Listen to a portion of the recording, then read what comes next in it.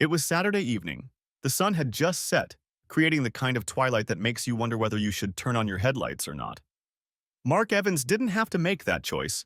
He was just pulling into his garage on a quiet residential street in Sharpsburg. A moment later, a slender, dark-haired man emerged from a side door carrying a duffel bag, a briefcase, and a laptop computer, his years of experience allowing him to handle the three bulky items with ease. One couldn't travel as much as he had to without developing such skills. He unlocked and entered the side door of his house, but did not call out to his wife Lisa to inform her of his arrival. He already knew she was not home. Instead, he made his way into the living room with his briefcase and laptop, placing the garment bag at the foot of the stairs leading to the second floor of their modest but cozy home.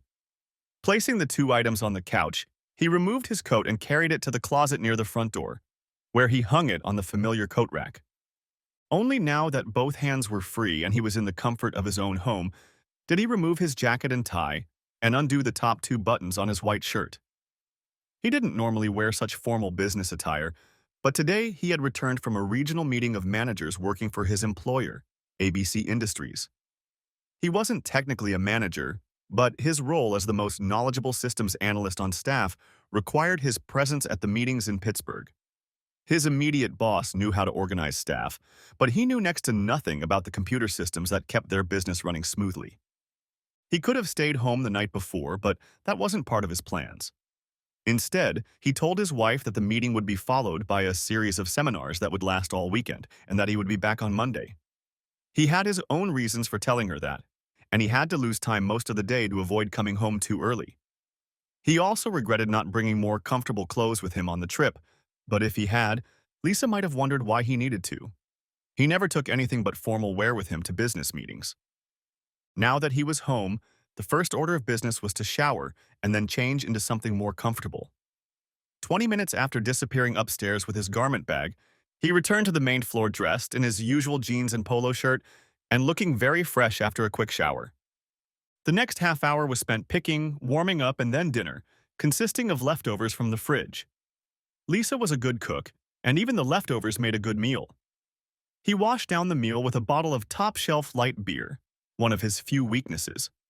After finishing the bottle of beer, he moved to the living room where, reclining in a lazy-boy chair, he read the front page of the local newspaper. To any casual observer, he was a typical husband relaxing after a long and arduous trip out of town. In reality, he was just killing time by following his script, patiently waiting for the right time to resolve a serious personal crisis. He had a month to go through the 5 stages of grief alone, and the only one he successfully dealt with was denial. Anger, bargaining, depression, and acceptance were all in the moment.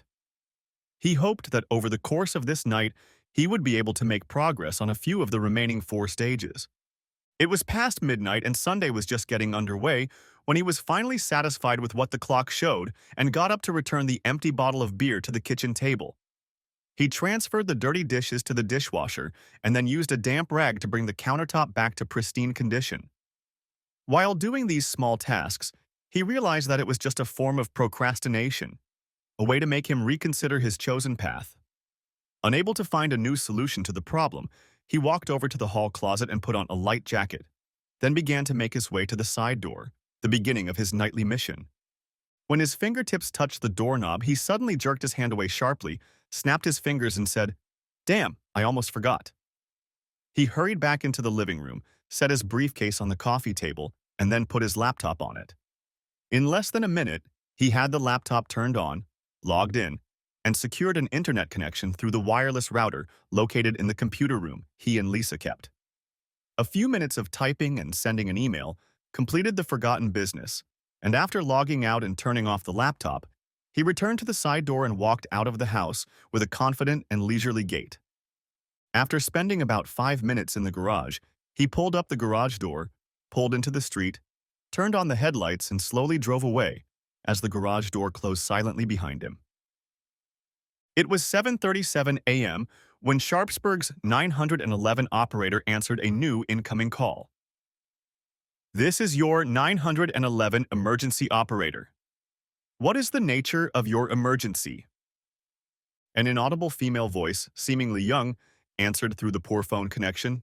I think I need the police. I think a crime has been committed. The 911 operator nonchalantly continued. Where are you located, ma'am? We need your location so we can send police to the call. I'm on Park Drive, a payphone on Park Drive near George Washington Park. The word payphone immediately explained the operator's poor connection. What crime has been committed, ma'am? Were you attacked or robbed? The young woman answered with a slight delay. No, it wasn't me. There's nothing wrong with me.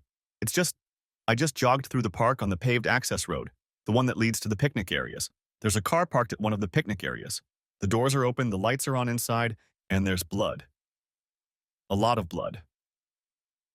The 911 operator was now very interested in the call and asked, Will an ambulance be needed? Are there any injuries? No, no one was hurt there. At least I didn't see anyone there. There's just an empty car and blood. A few seconds passed before the woman continued. I wasn't really looking around. I was afraid someone would come after me too, so I ran here to the payphone to call you. You did the right thing, I'm sure. A car has already been dispatched and will be on site in less than 10 minutes. Please wait for the officers to let them know exactly where that car is. The caller, seeming a little alarmed, replied, No, I'm not going to wait here. What if whoever did this comes after me? I'm going straight home. The last words were followed by the click of the phone receiver as she hung up. The 911 operator stared helplessly at the screen where the caller ID was flashing as the handset was hung up. Damn it, that must have been her joke. I hope I didn't distract those officers from something more important than a coffee break. It was almost 2 o'clock that Sunday afternoon when Detective Peter Nesbitt suddenly straightened up sharply in his seat as the car turned into the driveway of the Evans house. He was already getting out of his unmarked car when the pretty short-haircut blonde woman driving the car stopped in front of the garage. He quickly crossed the street as she got out of her car and quickly said, Excuse me, I'm looking for Mrs. Evans. She turned, pulling a suitcase out from under the seat, and replied, I'm Lisa Evans. She took another look at the detective and continued, Do I know you? No, ma'am. I'm Detective Peter Nesbitt with the Sharpsburg Police Department. I'm here about your husband, Mark Evans. We're trying to locate him in connection with his car being abandoned in George Washington Park this morning. He quickly returned the photo ID and badge to his pocket. There was a look of serious concern on Lisa Evans' face for a moment, but then it cleared and she said, Mark is in Pittsburgh right now. He always leaves his car at the airport when he goes on trips like this, so I don't know how it could have been found in the park. You must be mistaken. By this time, Detective Nesbitt had approached her and continued, No, we're sure it's his car. Both the license plate and the VIN match his registration. Confusion appeared on her face and she began to slowly back up to the side door of her house. If it's his car, it must have been stolen from the airport. I don't know what else I can tell you. The detective was very insistent and spoke again. When was the last time you spoke to your husband? Could you call him now so we can make sure he's really still in Pittsburgh? Does he have a cell phone you could call? Lisa Evans stopped abruptly and turned to face the detective. She set her overnight bag on the ground beside her and began rummaging through her purse for her cell phone. He called me early yesterday morning from Pittsburgh. If you don't mind, I'm going to call him right now. She pressed a few numbers on her cell phone, wanting to show the detective that her husband wasn't in the park. A moment later, the detective's cell phone rang in his jacket pocket. He pulled it out and put it to his ear, then said, Hello, Mrs. Evans. The surprise on Lisa's face was genuine. After a moment when the shock had passed, she asked, How did you get Mark's cell phone? The detective disconnected the phone and was just starting to tuck it away in his jacket pocket when she said, You have to give me my husband's cell phone. It must have gotten lost. I'm afraid I can't, Mrs. Evans. It's now evidence in a possible major crime. It was found on the floor in your husband's car. Lisa became concerned again and asked, Major crime? What do you mean? Your husband's car was found early this morning in the middle of George Washington Park. The doors were open and a bullet hole was visible. We searched the park thoroughly and found no one who could have been a victim. We really need to find your husband to rule him out as a victim or perpetrator. Could you try calling him at the hotel in Pittsburgh? Lisa turned toward the house, picked up her briefcase, and said, Sure, I can do that. The hotel number is in my address book. He always stays at the same Holiday Inn. I'm sure he left his cell phone in his car and that's why he was there when his car was stolen. Come inside with me, and we'll get to the bottom of this case right away. Detective Nisbet followed her into the kitchen and watched as she stowed her briefcase and purse, found her notebook, and quickly dialed a number, looking absent-mindedly across the hallway into the living room. He distinctly heard the hotel clerk say, "Hello, hello," and saw her hang up the receiver back on the phone. After hanging up, she turned to the ash-faced detective and quickly said, "Mark was at home. His briefcase and laptop are in the living room, on the coffee table. I don't understand anything." The detective stepped back with a thoughtful expression and pulled his own cell phone from his inside pocket. He quickly dialed the number and said, "Hey Dave, it's Pete. I need you to get in touch with the DA on duty. I need a search warrant for the Evans house. We'll need to search the place to decide if Mr. Evans is involved in a crime as a victim or potential suspect. Bring it here as soon as you get it. I'll be waiting." He hung up the phone and sat down across from Lisa. "A search warrant? Why do you need one? You can search all you want, just ask for one. I want you to find my husband." Detective Nesbit looked at Lisa impassively and said, "I want to do things by the book, ma'am. If I do an illegal search and your husband is found to be involved in something illegal, anything I find can't be used in court." Lisa got a little angry and quickly replied, "Illegal? Mark isn't involved in anything illegal. He works with computers, for God's sake." Well, something made him come back to town unexpectedly. Can you think of a single reason why he was here unexpectedly and without the knowledge of you, his wife? Lisa's face lost color again, and she muttered quietly, "God, no. He can't. Oh, no." A somewhat panicked expression appeared on her face, and for a few seconds she was silent, just looking at the detective. Finally, she said, "I have no idea why my husband came home early. All I know is that he's not involved in anything illegal." Her look gradually turned to one of complete panic, and she continued, "Oh my God, Mark could be hurt.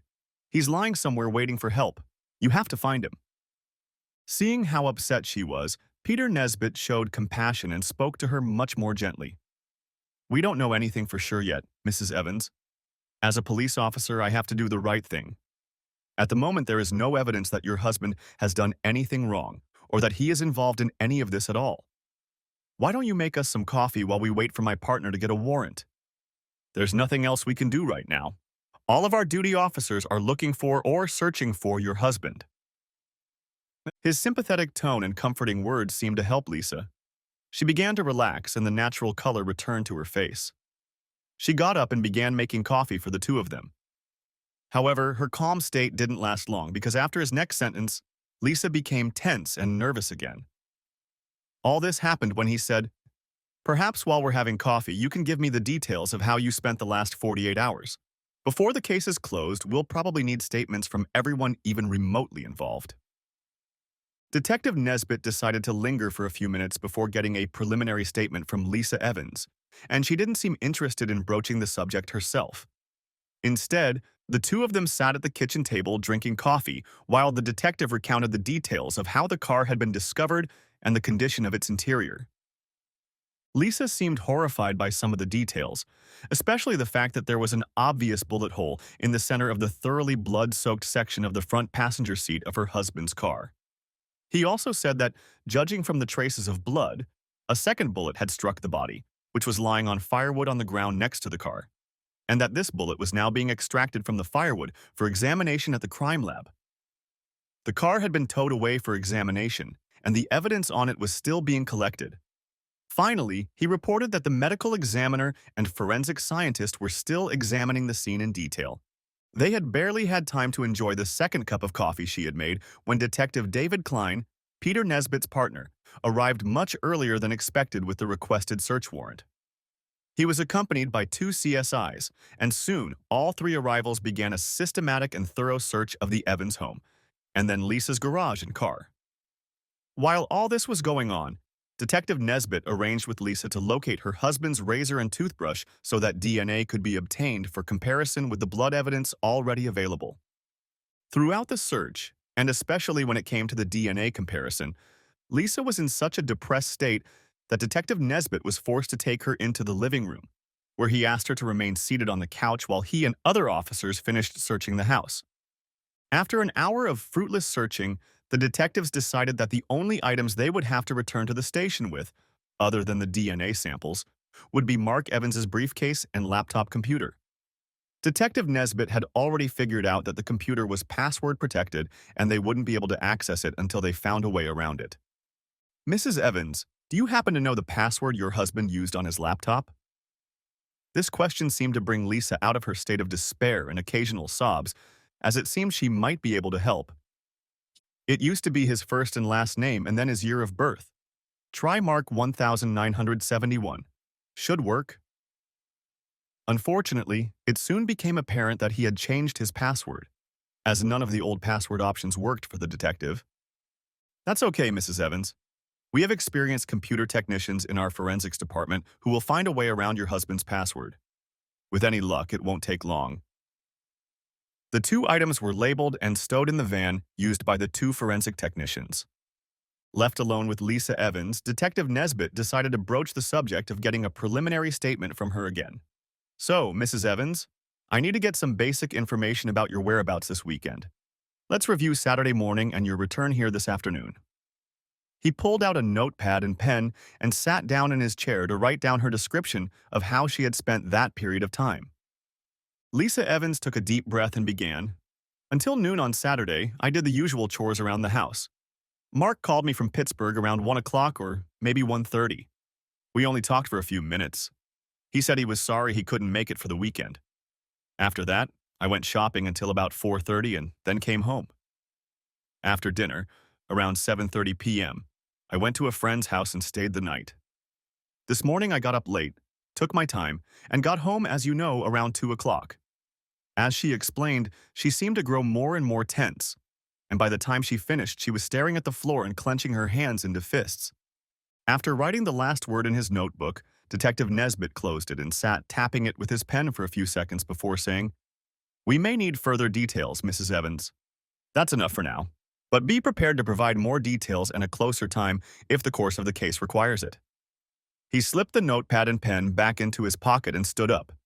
No. Detective Nesbitt was about to leave the house to join the others who were searching Lisa's garage and car.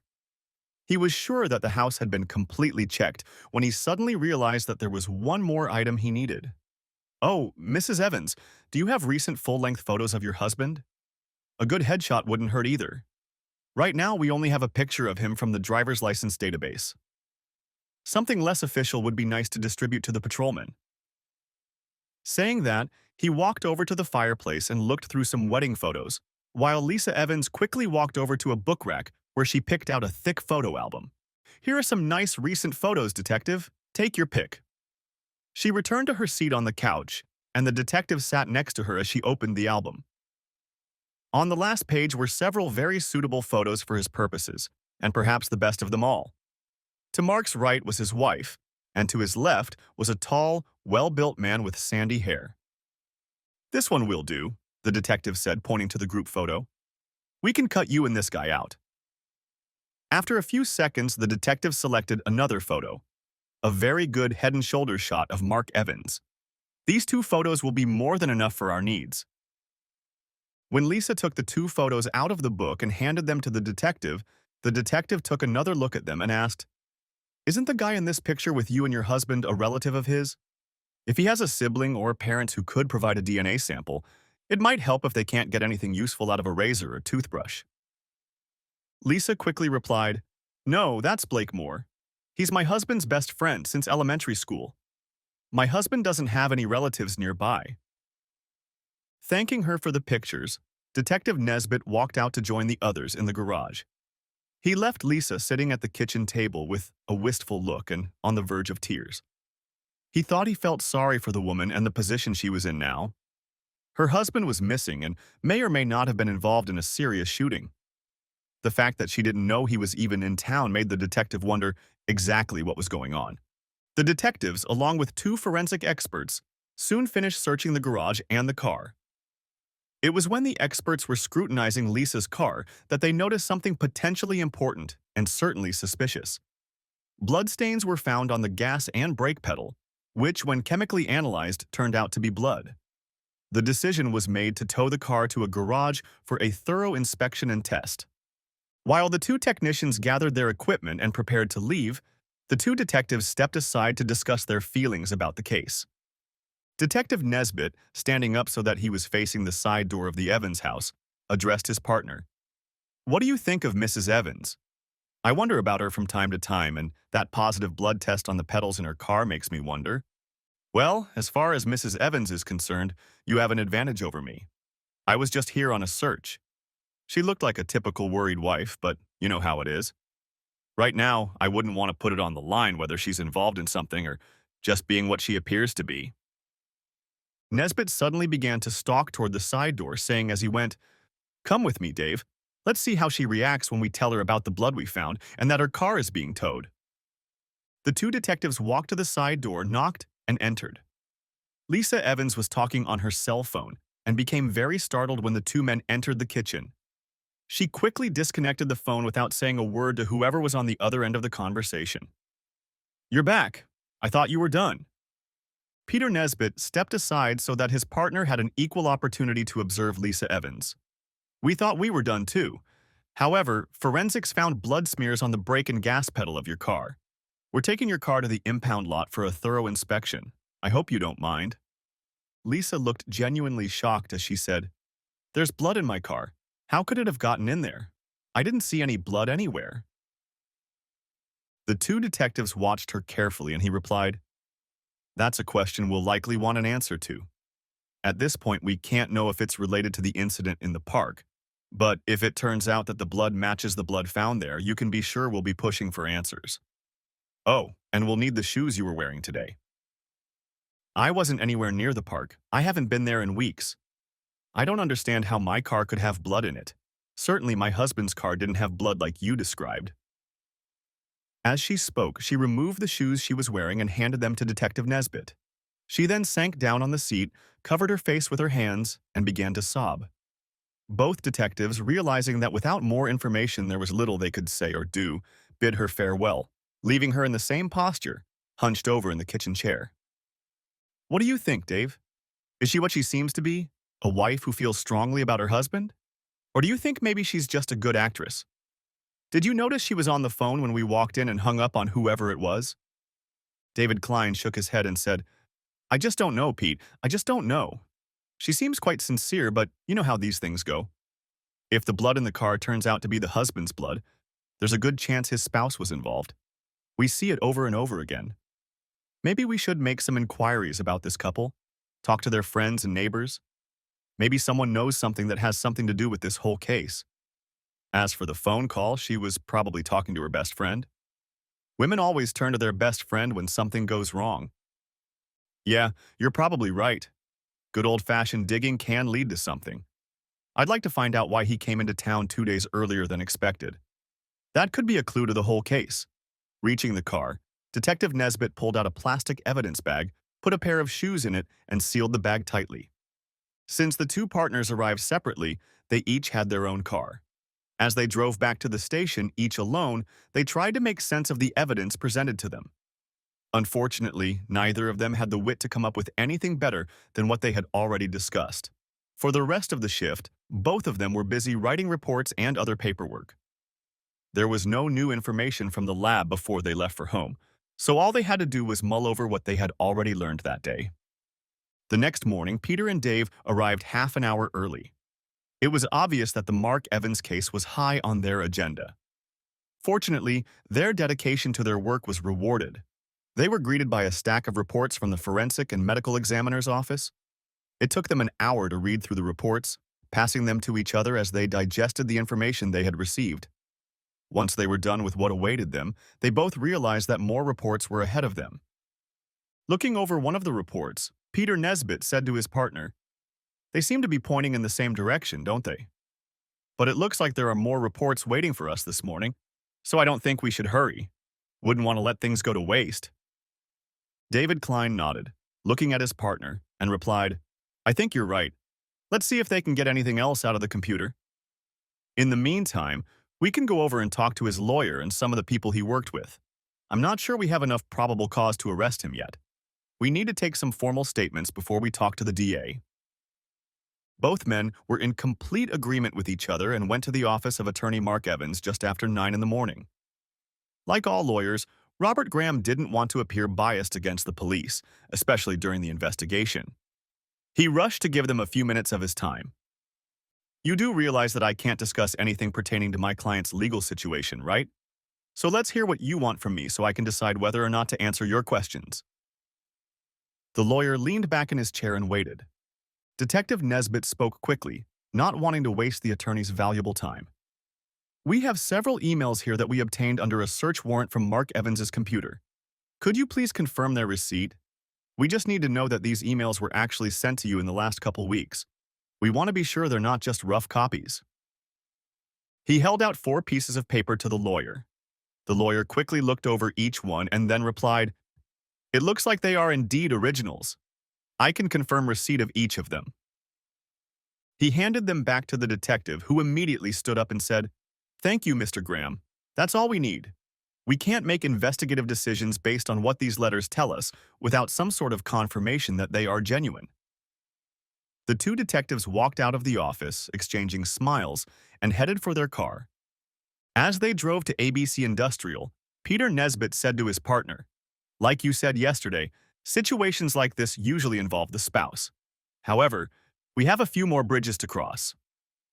When they arrived at Mark Evans's place of employment, both detectives were quickly ushered into the office of his immediate superior. This time, it was Detective Klein who did the talking. "We're investigating yesterday's discovery of an automobile in George Washington Park. You probably read about it in this morning's paper. The car belonged to one of your employees, Mark Evans. We have a few questions that you might be able to help us with." Mark's boss quickly assured them that he would do his best to help them. He said that Mark was considered a very valuable employee, and anything that could be done to solve the mystery of his abandoned car would be perfectly acceptable. "First, I would like to know if Mark will be staying in Pittsburgh until Friday night. Rumor has it he has seminars scheduled for Saturday and Sunday. We need to know if that's the case." His boss quickly replied, "Mark definitely didn't have any events scheduled for the weekend. I fully expected him to be back Friday night." Detective Klein nodded, made a note in his notebook, and continued, "Have you noticed anything about Mark that struck you as a little odd lately? We think maybe he has something on his mind, something that stands out." The man sitting at the table thought for a moment, then replied, "Mark seems to be carrying more on his shoulders lately. I asked him a couple weeks ago if he was having any problems. At that time, he replied that everything was fine. I also noticed that he had become thoughtful. I assumed he was working hard to solve our problems, but I think he may have other concerns." The detectives thanked him and then quickly headed to their car. A picture was emerging, and both knew that by the end of the day there was every chance of making significant progress on the case. By late morning, they returned to the office and found that the preliminary DNA results were in. There was also a strange-looking box on the desk with wires dangling from it, and a forensic report on top. Both detectives found this particularly interesting, especially when combined with the printed maps the computer technician had given them. Another gap had been filled, and the picture was becoming clearer and clearer. Taking the accumulated information, printouts, and notepads, they went to spend a couple of hours in one of the empty interrogation rooms. By the time they came out of there, they thought they had a pretty good understanding of what had happened in the park, although there were still some very large gaps in the matter. They decided it was time to pay another visit to Lisa Evans. This time they felt they had enough information to ask her some tough questions. Depending on the answers they got, there might be a reason to call her in for an official statement. The detectives arrived at Evans' house a little after 3 in the afternoon. They didn't call ahead, fearing she would have time to prepare for their arrival. They wanted to take her by surprise. They walked up to the front door and rang the doorbell as any normal visitor would. Lisa Evans looked more than astonished when she saw the 2 of them standing at the door. "Detectives, did you find my husband? I call the sergeant every 2 hours and he keeps saying I have nothing to report." Detective Nesbitt replied, "No, we haven't found your husband yet. However, we have made some progress. We would like to come in and ask you a few questions if you don't mind." Lisa Evans looked a little embarrassed, but then stepped back and said, "Of course, come in. I'll do my best to help you find Mark." She walked into the living room and the two men followed her. When she sat down on the couch, each of the detectives took a seat in one of the chairs across from her. Detective Klein, opening his notebook, began the conversation by asking, "Is there anything you want to tell us about your relationship with Blake Moore?" Both detectives decided that such a question, asked head-on, might cause Lisa Evans to reveal something she might prefer to keep hidden. This decision was immediately vindicated when Lisa Evans quickly turned white and said, "What? What do you mean about my relationship with Blake? He's my husband's best friend. He's always hanging out with Mark, but he's just my friend." Her eyes darted back and forth between the two detectives. Now Detective Nesbitt joined them. "Are you having an affair with Blake Moore or not?" The detective had asked the question calmly and evenly, and now sat waiting for an answer. It was unlikely, but both detectives later agreed that she seemed to grow even paler when asked again. Her mouth silently opened and closed several times before she said, "Absolutely not. How can you come here and ask me questions like that?" Both detectives immediately stood up, and Detective Klein said, "I think you're going to have to proceed to the station. We're going to take a formal statement from you." Lisa clearly began to panic. "What? Am I under arrest? Why do I have to come with you to the station?" "You're not under arrest yet. We have reason to believe that you have not been forthright with us and we want an official statement from you. You'll be able to ask for an attorney if you need one." Lisa frantically shifted her gaze from one detective to the other and quickly replied, "I don't need a lawyer. I haven't done anything. If you want me to come to the station and answer your questions, fine. I'll come. I will do whatever it takes to help you find my Mark." Lisa Evans got up quickly to escort the detectives to their car for the trip downtown. She was walking ahead of them, so she didn't notice Pete giving Dave the thumbs-up sign. After placing her in the back seat, the two men took their seats in front and drove back to the police station in silence. Arriving at the station, the detectives slowly led Lisa Evans upstairs to an interrogation room and then into one of the empty interrogation rooms. They chose the darkest room they could find. It needed to be repainted and new furniture put in. They wanted to create as negative an environment as possible. "We'll ask you to wait here for a few minutes while we gather the documents. Are you sure you don't want to talk to a lawyer?" Detective Nesbitt was giving her every opportunity to decide, but this time she refused, shaking her head quickly. She still looked very beautiful against the dreary surroundings, though her blue eyes were full of tears. She sank heavily into one of the chairs, and the detective left the room, closing the door behind him. "Make sure both cameras are on the entire time we're with her. I need a good recording of everything that's going to be said in there. I have a feeling we're going to solve this case, and I don't want to miss a word she says." Detective Klein was talking to his commanding officer, the man who would be recording and personally testifying to what was said in the interrogation room. Just then, Peter Nesbitt came up with a backlog of cases. He was contemplating the upcoming interrogation of Lisa Evans and said, "Let's have a coffee first. Let her have some time to think." Everyone quickly agreed, and the three men left to spend the next 20 minutes in the staff coffee shop discussing the case and how they would handle her interrogation. Life doesn't flow in a single linear rhythm. Countless events occur in overlapping timelines. While the two detectives were talking to Mark Evans' manager that morning, on the other side of the town, a volunteer answered the phone at Crime Stoppers. "Good morning. This is your local Crime Stoppers office. We pay up to $1,000 cash for good tips on solved crimes. How can you help us fight crime? Please be advised that this call is being recorded." There was no answer for a few seconds, and the volunteer sitting at the phone figured there was no one there, but before she hung up, an older man said, "Huh, is this the place where I can get money if I help the police?" "Well, sir, it depends on what you tell us, the type of crime and how much the police think you contributed to solving it. Do you have any information about the crime?" There was silence again for a few moments before the caller spoke. "So now I don't get the money? I'll have to wait? What if the cops want to trick me out of the money? What then, huh?"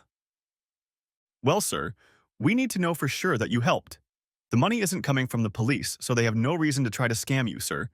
Why don't you tell me what you know, and I'll give you the code number for later. Call me back in a few days, and I'll tell you if the information helped you and how much it will cost." The man got a little indignant. "I need the juice now. I need the money now." "Well, sir, so be it. What do you mean you need juice? If you're homeless and need food, I can give you the addresses of several shelters where you can eat. I don't need any damn food. I need juice. You know, grape juice that sells for $5 a bottle. The woman grinned to herself but said to the man, I'm afraid I can't help you now. But if you have good information, you could probably afford many bottles of grape juice. Okay, I'll wait. I saw someone throw a gun. Into the river? I was under the 3rd Street Bridge just minding my own business on a Sunday morning, at least I think it was a Sunday morning, when some guy pulled up to the public access point. When he got out, he had a shotgun and 2 shovels in his hands. He threw it all into the river right in front of me. I was horrified, I'll tell you. I was sure he was going to see me and shoot me with the gun. The cameraman was mildly interested in what the old man had told her, and she asked, was it in the parking lot on the east side of the 3rd Street Bridge? Did he throw them in the water? Yes, that's the place, but no, he just threw them over the end of that little dock. They shouldn't have any trouble finding the guns. He hesitated before adding, I can describe him too. He was large, with blonde hair. Not blonde, just blonde. And his car. It was dark blue. License plate started with AZSS, and I forget the rest. Jimmy came over with juice and shared, so I forgot part of it. But the rest of it was correct. I lived in Arizona, and at one time I had a Chevy Impala SS. That's how I remember it. The woman had written down all the information and was now ready to end the conversation. Well, sir, I think I have everything we need. Now I'm going to give you a number for you to memorize. The number is 127. Call me back in a few days and tell me you're calling about tip number 127, and I'll tell you if it helped the police. We might even find out how much the information is worth. If it's worth money, we'll tell you where you can pick it up anonymously. The call ended quickly, and the Crime Stoppers operator relayed the information to the police officer she was reporting to. That officer decided he would send the diver out as soon as possible, since getting guns off the streets is one of the mayor's top priorities. As it turned out, the police diver arrived on the scene no more than an hour later, and it took him only a few minutes to find 3 items thrown into the river. Reports were made and then forwarded to Crime Stoppers. By 2:30, the shovels were in the property clerk's office, and the gun was turned over to the crime lab to see if it matched any unsolved crimes in the city. When the gun was turned into the lab, it was quickly discovered that the caliber and type of ammunition in the jacket matched perfectly with a recent crime scene in George Washington Park. Within minutes, the gun was examined in detail, and a test bullet was fired for comparison. It was immediately apparent that it matched a bullet recovered from a bundle of firewood found in the park. The report was immediately sent upstairs to the detectives handling the case, and the technician went to retrieve the 2 shovels from the property clerk. Different chains of events can run parallel, but they can also intersect, and that's exactly what happened when the detectives and their commanding officer walked out of the staff cafe. They were met outside the door by the clerk who was delivering the ballistics and Crime Stoppers reports. Detectives, I was just bringing you this information. We have the gun that was used in the George Washington Park shooting. The attached Crime Stoppers report also has some information for you. It might even lead you directly to the perpetrator. The smirking crime lab clerk handed both reports to the surprised detectives and headed back to his department. Detectives Klein and Nesbitt took turns reviewing both reports. Within seconds, they were already sitting side by side in front of a computer terminal, calling up records from the vehicle registration department. When they were finished, a brief conversation ensued between them. Pete, I'd like to suggest we split up. If you want, I'll start questioning our guest in the interrogation room, and you can take a uniformed officer and go get Mr. Moore. He needs to be brought here for questioning too. Sounds like a plan, Dave. Things are shaping up just right, aren't they? Detective Klein picked up the accumulated reports and information and headed for the interview room where Lisa Evans continued to wait. Meanwhile, his partner was talking to his commanding officer, asking him to help a uniformed officer pay a surprise visit to Blake Moore. Soon he was on his way out the door and a patrol car was to meet him at Moore's house. When Detective Klein entered the interview room, Lisa Evans sat calmly at the table, her face expressing neither sadness nor fear. She seemed to be stoically awaiting her fate, whatever it might be. I'm sorry to keep you waiting, Mrs. Evans. I'm ready to get to work. Please be aware that this room is monitored by 2 video cameras, and everything we say and do is being recorded. She looked at him with some surprise and replied, I don't mind if you record us, I have nothing to hide. Shuffling the papers, he replied, That's good, then we can begin. Leaning back in his chair, he cast a brief glance at her before getting down to business. I'll start where we left off in our conversation at your house. I'll say it again. Are you having an affair with Blake Moore? Yes or no? So his decision to get to the heart of the matter again had a noticeable effect on her. Her shoulders slumped slightly, and she turned her head so that she would no longer meet the detective's gaze. After a few seconds, she said in a quiet voice, Yes. Detective Klein tore a few pages from the stack of papers in front of him. It's good that you've decided to be straight with me. We have evidence of your affair printed from your husband's laptop. His statement seemed to shock her. She raised her head and looked him straight in the eye again. What do you mean you have proof? No one knew about Blake and me. Your husband certainly knew, as you can see in these pages. Here is the letter he sent to his attorney almost a month ago, telling him he wanted him to start preparing the papers for a divorce on the grounds of adultery. Here is a map from 2 weeks ago that clearly shows the route you took that day, with timestamps indicating that you spent 2 hours at Blake Moore's house. Here's a copy of the email your husband sent to his lawyer that day, describing how you lied when he called you in the afternoon and told you were home. One by one, the sheets of paper slid across the desk and lay down in front of the seated woman. She looked over the papers and the detective several times, then took each one in her hands and made sure that each one depicted exactly what the detective was talking about. Finally, she spoke. How did Mark do this? How could he know where I am? This map? She picked up the detailed map and traced the route that was clearly marked on it, showing how she had gotten from her house to her lover's house. I don't know how your husband found out about this, but something made him install this device in your car. He picked up a small black device, smaller than a pack of cigarettes, and held it out to her. The name PT, -200, was embossed on the side, and underneath it was the name Rocky Mountain Tracking. He bought it online along with the unlimited tracking option and could use his laptop to get a complete real-time history of your whereabouts, with full addresses, dates, and times.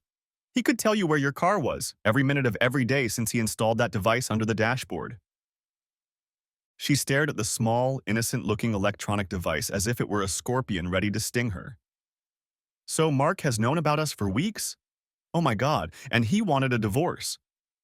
She began to cry again, and the detective turned away for a moment to pick up the papers and tracking device he'd stacked in a separate pile beside him. Of course, he included the time and location of all 4 of your conversations with his friend over the last month.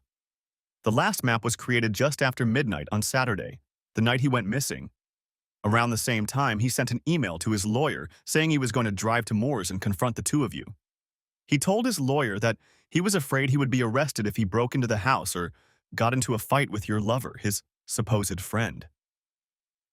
She looked at the detective again and said, But he never went there. I spent the night there, but Mark never showed up. Something must have happened to him before he got to Blake's house.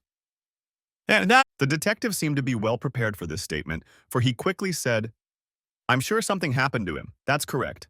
Preliminary DNA results confirm that the blood in the park is his, and we just found the gun that was used. We can link the gun to your lover, and the only question now is how long you're going to hide it. Blake didn't do anything to Mark. I was with him the whole time, and he didn't leave that night. Her eyes turned to the detective again as she continued. We were together all night in his bed. The detective pulled a few more pages from his stack and said, We have more. The blood in your car and on your shoes, I might add, also belongs to your husband. My partner is on his way to pick up Mr. Moore now, and we'll soon find out if his story matches yours. There's such a thing as prosecutorial discretion. Whichever one of you 2 tells us what really happened and where we can find your husband's body, we'll get a better offer at sentencing. He handed her the blood test reports across the table, but she barely glanced at them. Mark isn't dead. He can't be dead. I love him. I need him. She sobbed again and was clearly very upset. Blake will tell you the same thing I did. If my husband got hurt in the park, we had nothing to do with it. She continued to hide her face with her hands as she cried. She had a crumpled and very wet handkerchief in her left hand. Detective Klein gave her a few minutes to recover, and in the meantime, he took up again the reports lying before her and selected a few more, with which he intended to shock her when she came to her senses. When she seemed to come to her senses a little, he said, "There is no doubt that your husband is dead. The medical examiner has thoroughly examined the scene and has concluded that based on the blood loss and the fact that your husband was not treated at any medical facility in the county, there is a greater than 95% probability that he is dead." He handed her across the table the appropriate report and several 8x10 photos from the scene. One of the photos touched her elbow, and she took her hands away from her face to look at it. It seemed to her that every square inch of the photo showed blood, although there was actually somewhat less. She immediately burst into tears again, and the detective checked his documentation once more before gathering everything into a pile, picking her up in his arms and heading for the door. "I'm going to leave you for a few minutes so you can come to your senses. You're really not doing yourself any favors by not taking responsibility for what happened." Detective Klein placed the stack of evidentiary reports on his desk, shook his head as he walked past his commanding officer, and headed to the break room for a fresh cup of coffee. His commander continued to glance periodically at the monitor that displayed the interior of the interrogation room and made sure the female detainee remained unharmed. As he left the station, Detective Nesbitt immersed himself in thinking about the Mark Evans case. Apparently, they had gotten enough information from the forensics department to solve it soon. He also pondered whether Blake Moore was still in town. If he had any idea how much evidence the department already had, he'd probably be tempted to run away from their jurisdiction. He pulled up to Moore's house almost simultaneously with the patrol car that was supposed to back him up. The two policemen knew each other and exchanged pleasantries as they headed for the front door. Detective Nesbitt was almost surprised when their knock was quickly answered by Blake Moore. The man looked curiously at the two strangers standing at his door, one dressed in a police uniform and the other holding a badge and identification. "Yes, officers, what can I do for you?"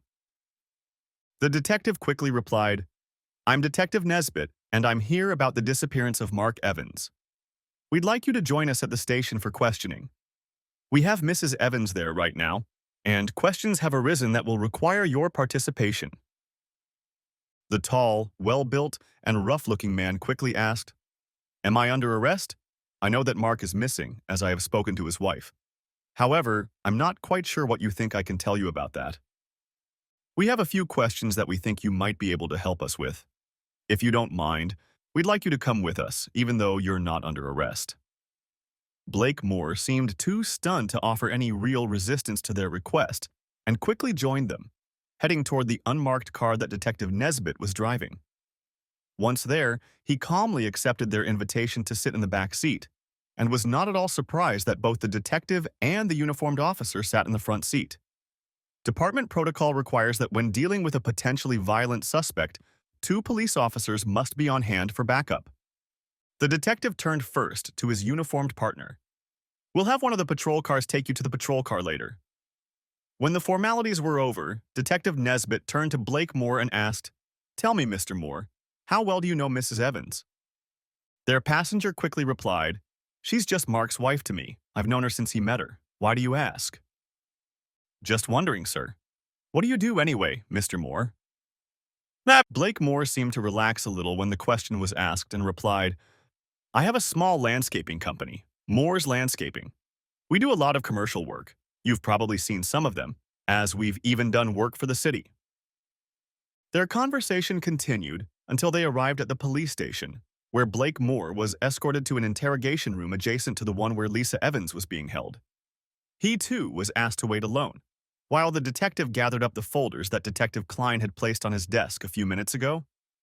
A couple minutes later, a conversation had already begun between Blake Moore and Detective Nesbitt that was entirely consistent with the interrogation of Lisa Evans that had just ended. At first, he denied that he was having an affair with Lisa Evans, but emails and surveillance reports soon had him changing his viewpoint. He quickly admitted that they had an affair that lasted almost 4 months. He adamantly denied that they had done anything to Mark Evans and insisted that neither of them had left his home the night Lisa's husband disappeared. As Detective Nesbitt continued to press the suspect, categorically denying his involvement in Mark Evans's disappearance, a new theory about what happened in the park emerged. "I had nothing to do with anything that happened in that park. If Mark had found out about Lisa and I, he probably would have gone into a rage, and there's no telling what he might have done. He might even have hired his own killer and paid him to make it look like Lisa and I were involved. He and I had a history of things like my relationship with Lisa. What do you mean, Mr. Moore? We have the gun that was used and the witness described you in your car and stated that you were responsible for throwing the gun in the river. He even gave almost the entire license plate number of your car. Don't try to make up a fairy tale that Mark Evans committed an elaborate suicide to frame you and his wife. Blake Moore became very agitated and replied, "You don't know Mark. He and I have been best friends since elementary school, but I knew long ago that I'd better not mess with his girlfriends and now his wife. We were seniors in high school, and one day I did. I took out one of his girlfriends behind his back, and when he found out I was having fun with her while they were dating, he got so mad he scared me. I'm much bigger than him and have always been stronger, but he scared me. He warned me that he wouldn't take it anymore and that I would be a dead man." Now, the detective listened to this statement with faint amusement on his face. "So you're saying that you were actually afraid of what he would do if he found out, but you had fun with his wife anyway? That doesn't make any sense." Blake already replied more calmly. "Silly, isn't it? I just couldn't resist her. Over the years, the sympathy slowly built up between us, and finally, a few months ago, I made a serious move on her. We've been seeing each other periodically ever since. I can't imagine how he could have guessed. We were so careful." The detective looked through the stack of reports before continuing. "Yeah, it was stupid. Sometimes I think half of our murders and suicides involve stupidity like that, the old eternal triangle. The only thing is, in this case, I think you and Lisa are the perpetrators. You can tell us what happened. He took you by surprise and things got out of hand? Or maybe you planned the whole thing from the beginning so you could be together and not worry about him finding out. I don't believe he organized his own murder. It's too weird. He already had a lawyer handling his divorce, so why would he suddenly resort to that? I don't know what happened. All I know is that Lisa and I had nothing to do with it. As for wanting to be together, that was out of our hands. Both she and I knew it was just a fling and it wouldn't last. As they say, the rose had already bloomed." Detective Nesbitt leaned forward and said, "We have enough probable cause to get a search warrant for your home, car, and office. I wouldn't be surprised if that's already happening. You'd better come clean before we put the final nail in your coffin. I'm going to make you the same offer I'm sure my partner made to your lover. First, tell us what happened and we'll get your sentence reduced. There's no point in keeping your mouth shut and getting the maximum. Use your head and do yourself a favor." Blake Moore was outraged. "I had nothing to do with what happened to Mark. Maybe Lisa organized something herself, but if that's the case, I don't know anything about it." The detective picked up his papers, never answering the suspect's latest theory. Leaving the room, he said, "It's understandable. When two criminals work together, one always tries to pin the blame on the other. You can relax a little because I don't think you're going to be leaving anytime soon." Exiting the interview room, Detective Nesbitt found his partner waiting for him with another report in hand. "It's getting better and better. The two shovels found in the river are stamped that they belong to Moore's Landscaping. Wow, why do these guys always think we'll never find out what happened?" A few minutes later, the two detectives were explaining to the district attorney what evidence they had collected. Even though they didn't have a body and the evidence was somewhat circumstantial, it didn't take them long to convince him that there was enough evidence to bring charges. Half an hour later, Lisa Evans and Blake Moore were charged with the murder of Mark Evans. Both loudly proclaimed their innocence while their Miranda rights were read to them, but were told that everything was now in the hands of the prosecution and the court system. This information did not reassure either of them. After the arraignment, Lisa and Blake were escorted to the main floor of the police station to be fingerprinted and photographed with a sequential number. The instruction not to smile for the photos was completely unnecessary, as Blake was frowning angrily the whole time and Lisa could hardly cry and smile at the same time. As they were led back to their neighboring cells, they had their first chance to talk to each other since the arraignment. "So, what are we going to do, Blake? They're not going to believe we did anything to Mark, are they?"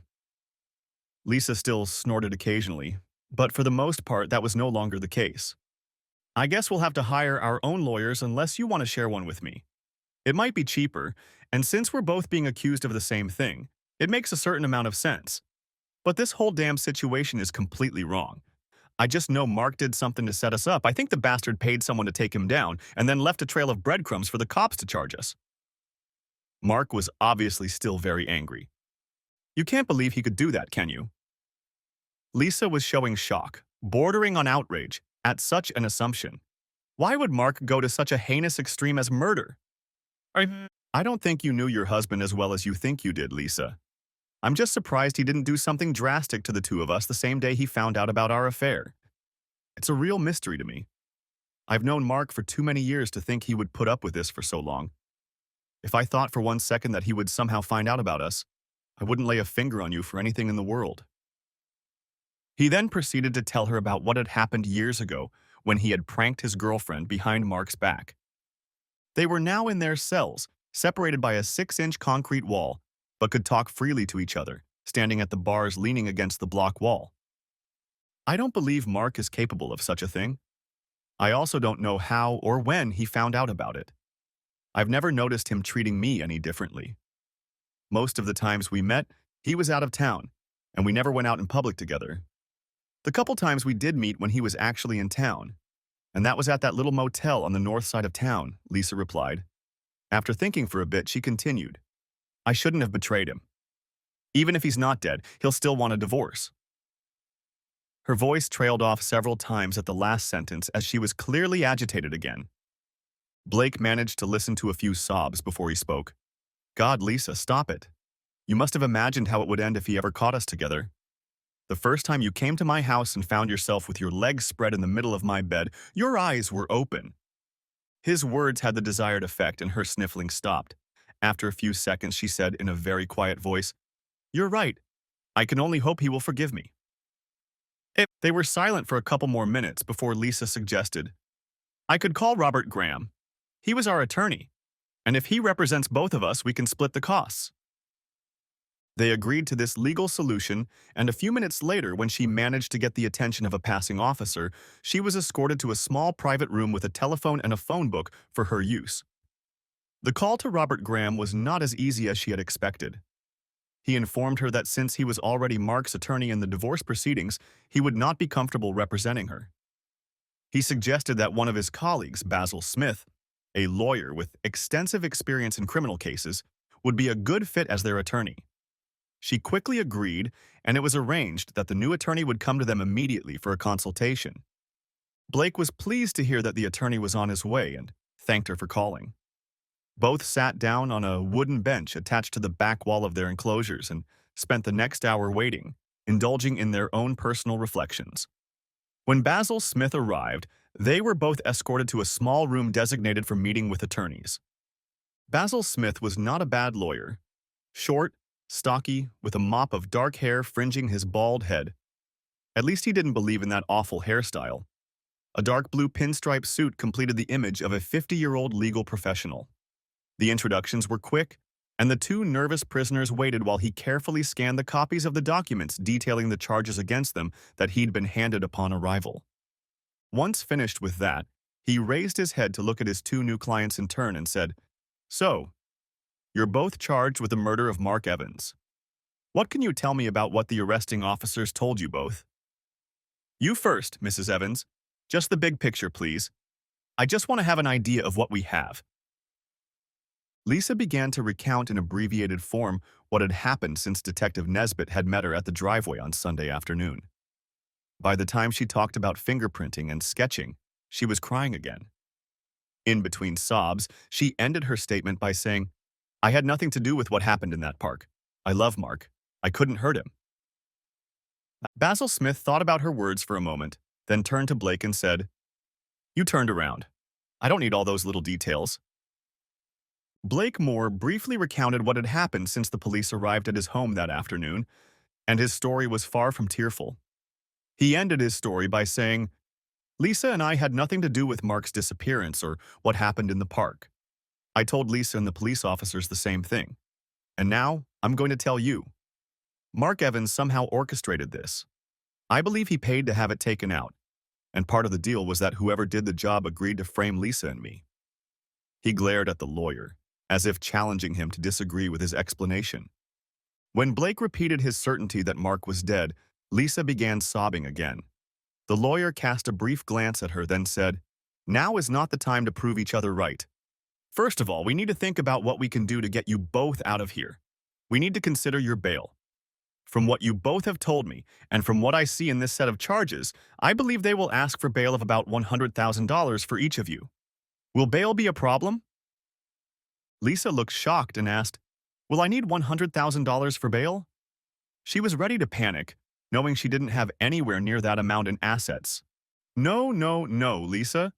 You will only need 10% or $10,000 cash to post a $100,000 bail bond. You are not required to post the full amount in this state unless the judge requires it, the attorney was quick to tell her.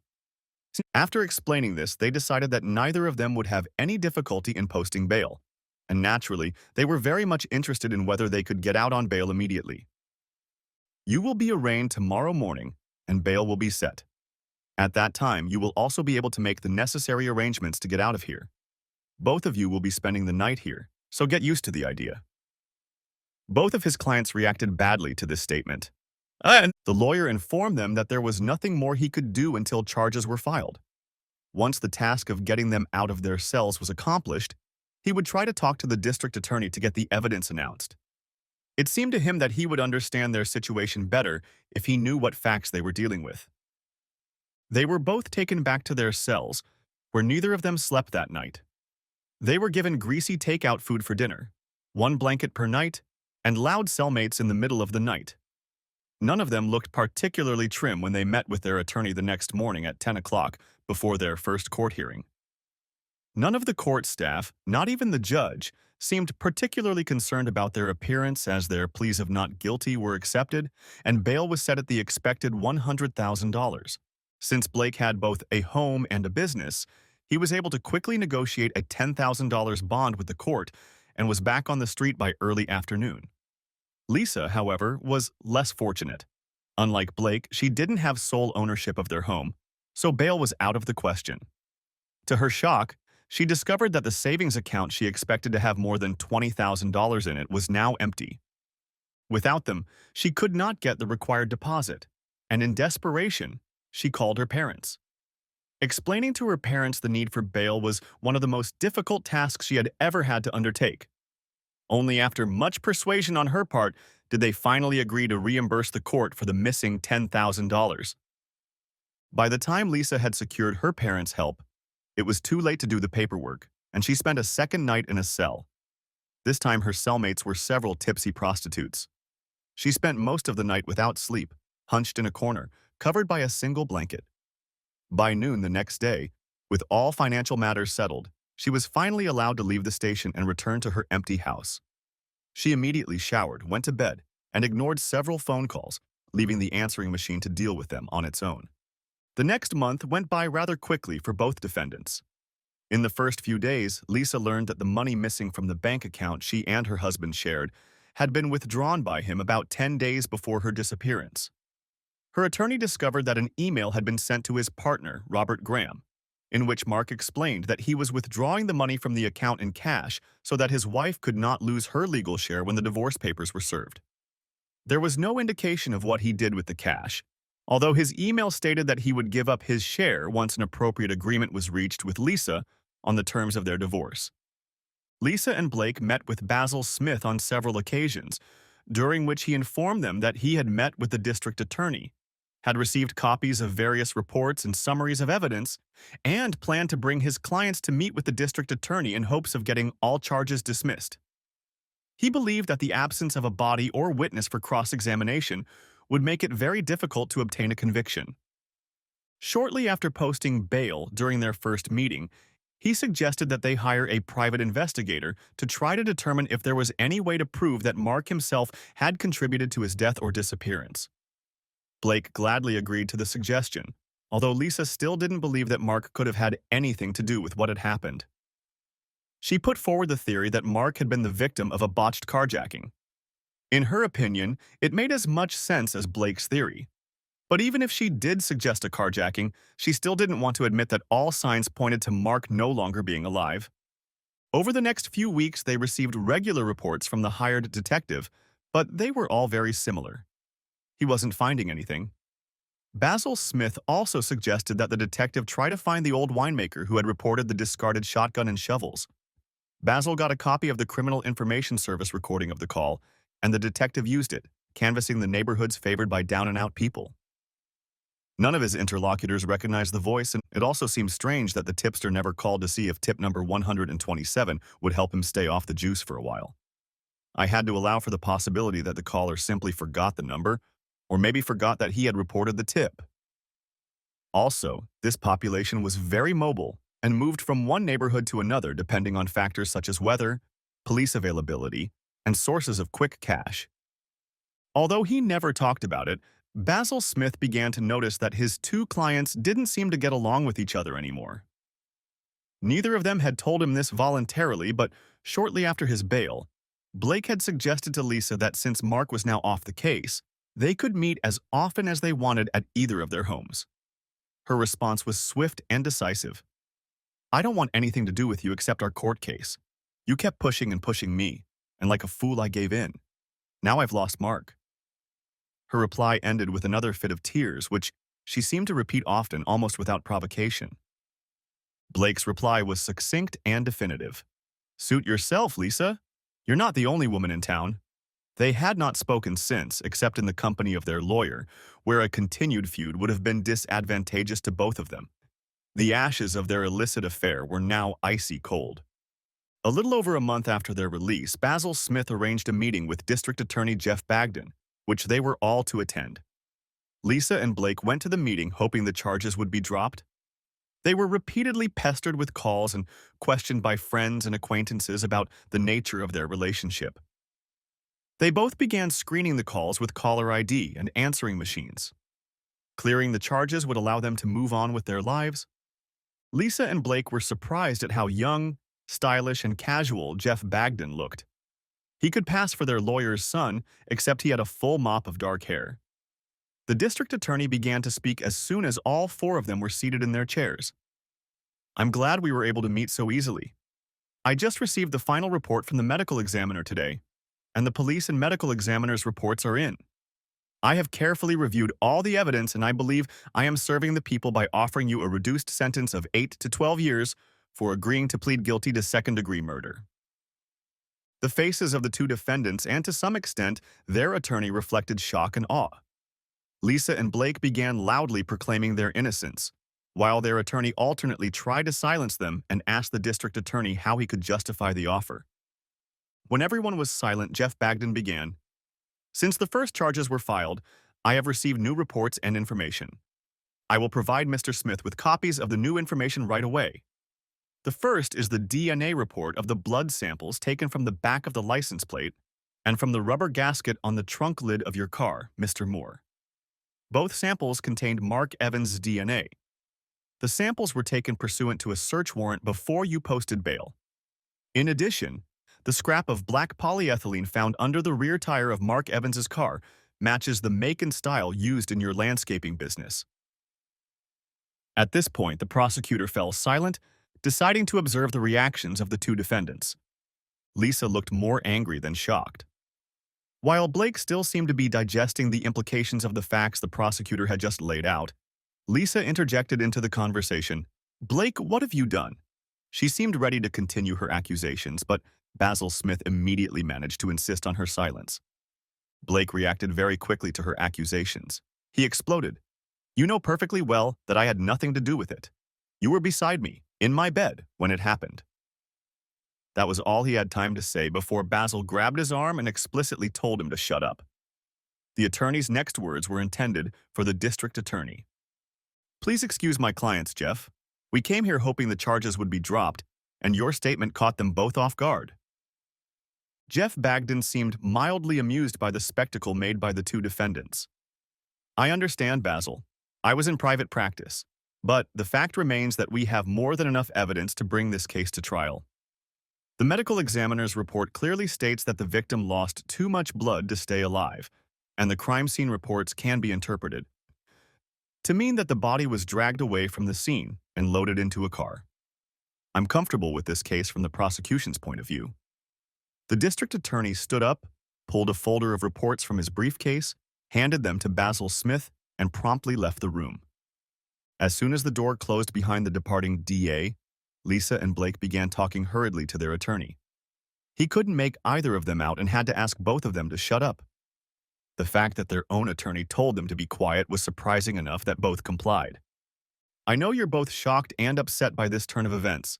I didn't expect it either. You shouldn't be fighting with each other over the situation you're in. We should try to figure out how we can handle this so you both don't go to jail.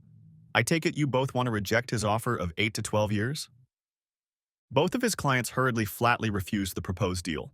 Both were confident that they would not be convicted of anything at trial.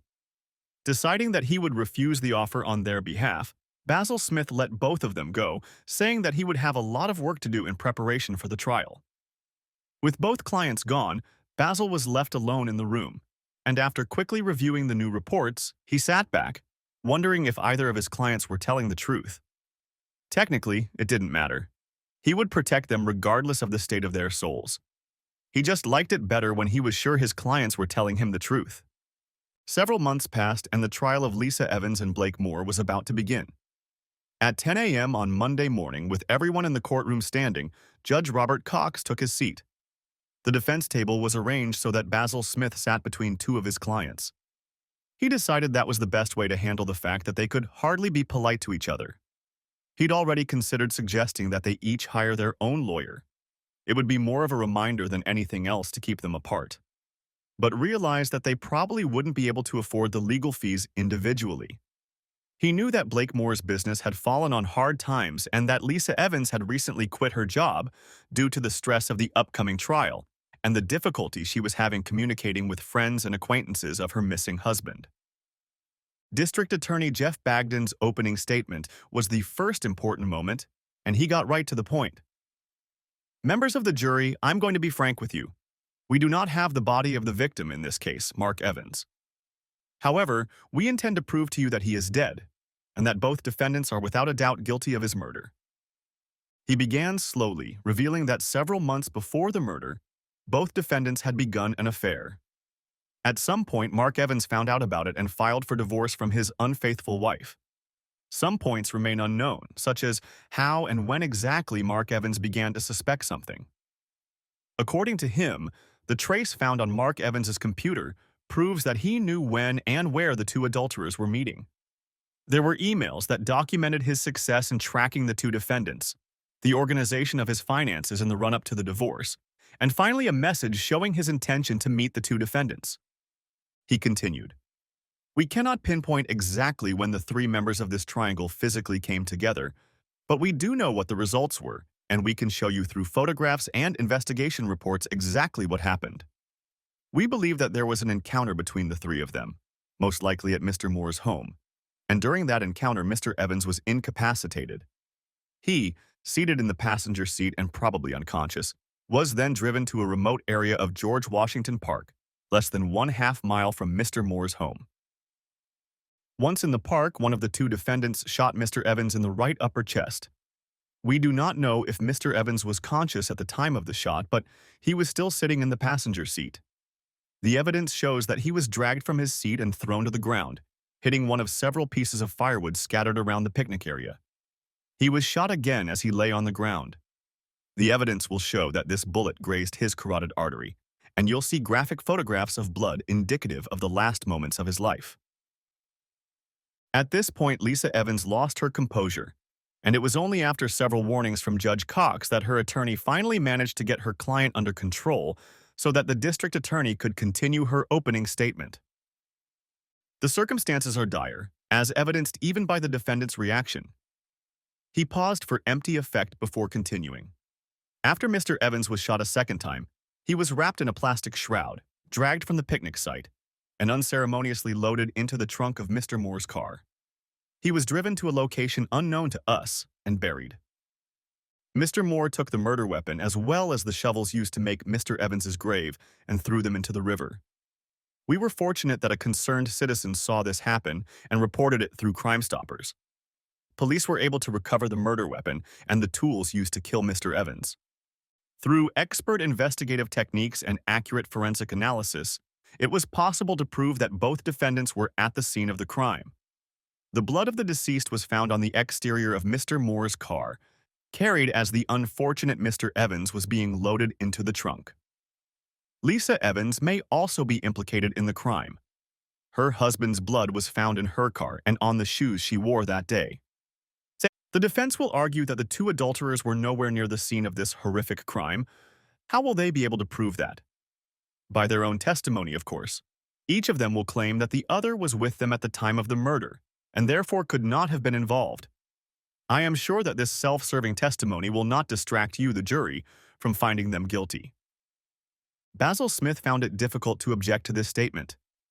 He tried, emphasizing that the defendants were innocent until proven guilty and that there could be no such evidence in such a circumstantial case.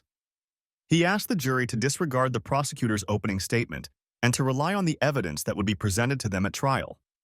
It was a bold attempt, but several experienced court reporters from local newspapers yielded to the district attorney. The first witness was the department's computer expert, who testified that he had discovered emails and maps illustrating the route Mrs. Evans took when she met with Mr. Moore for illegal purposes. The method that Mark Evans used was described in one of his letters to counsel, and the computer expert explained to the jury how a small electronic device was able to accurately track the defendant's car, and then allow her husband to recreate on his computer an accurate map with times and locations that told him exactly where and when she was meeting her lover. One reporter took careful notes and planned to include the name Rocky Mountain Tracking in his article. He was sure that more than one husband or wife would become familiar with this company's products based on Mr. Evans' successful use of them. During his testimony, Blake Moore seemed slightly bored, and Lisa Evans looked very embarrassed and did not look at the jury. Basil Smith was unable to get anything out of his cross-examination of this witness. The tracking device was what it was, and the emails he knew could be quickly checked by his own legal partner, Robert Graham. Interrupted for an extended lunch, the trial resumed in the afternoon with testimony from the 911 operator and the two patrolmen who responded to the first call. They simply stated the basic facts surrounding the discovery of Mark Evans' car, and the testimony was devoid of drama. That changed when the detectives who arrived on the scene after the patrolmen reported the status of the scene began their testimony. The district attorney's description of the scene was now corroborated by the medical examiners and the medical examiner who arrived on the scene. Their descriptions were clinical and accurate, illustrated by large photographs showing bullet holes, blood, and drag marks leading to the paved road. The medical examiner described the amount of blood that he believed was distributed throughout the scene. It was impossible to physically measure its volume because it was absorbed into the sand and furniture upholstery, but he estimated its volume to be 3 to 4 pints, a good percentage of the approximately 10 pints contained in the human body. His most effective testimony, however, concerned 4 separate streams of blood that stretched from the area of the bullet hole in the blood-soaked block of firewood. He testified that they indicated that a major artery had been severed and the force generated by the victim's heart was pushing the bloodstream away from the body. He testified that the length of each of the 4 separate jets was decreasing, indicating that the heart was losing its ability to pump blood. It was when he said that this proved that the victim was in the process of dying that Lisa Evans lost control of her emotions again.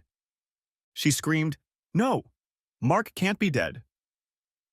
Lisa burst into uncontrollable tears, and when it became apparent that she would not be able to control her emotions for some time, the judge adjourned the court hearing. The trial was adjourned until 10 a.m. the following morning.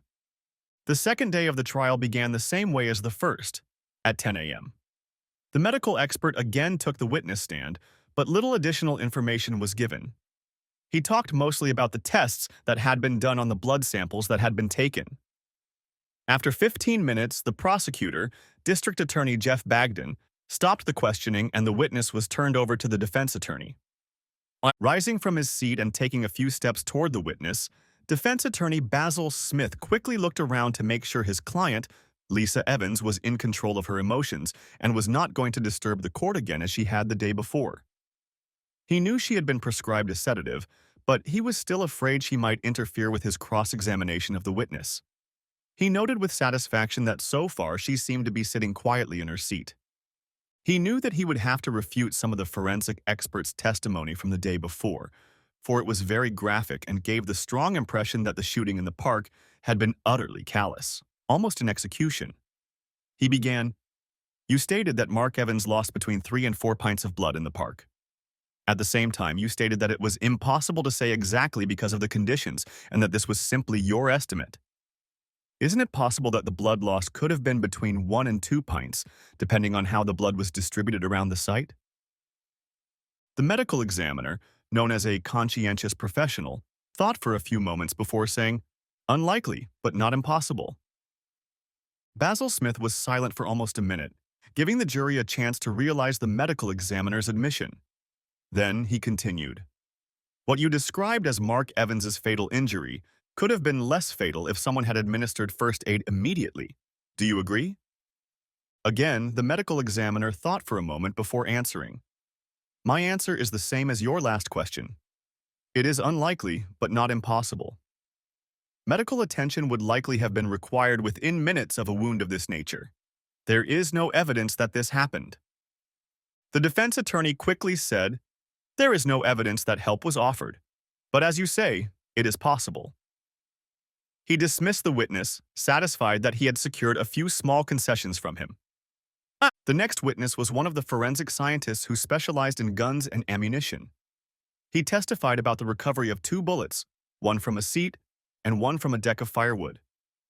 He testified that the ammunition was of a type known as full metal jacket, and that it is often used for target shooting and is a standard for the military.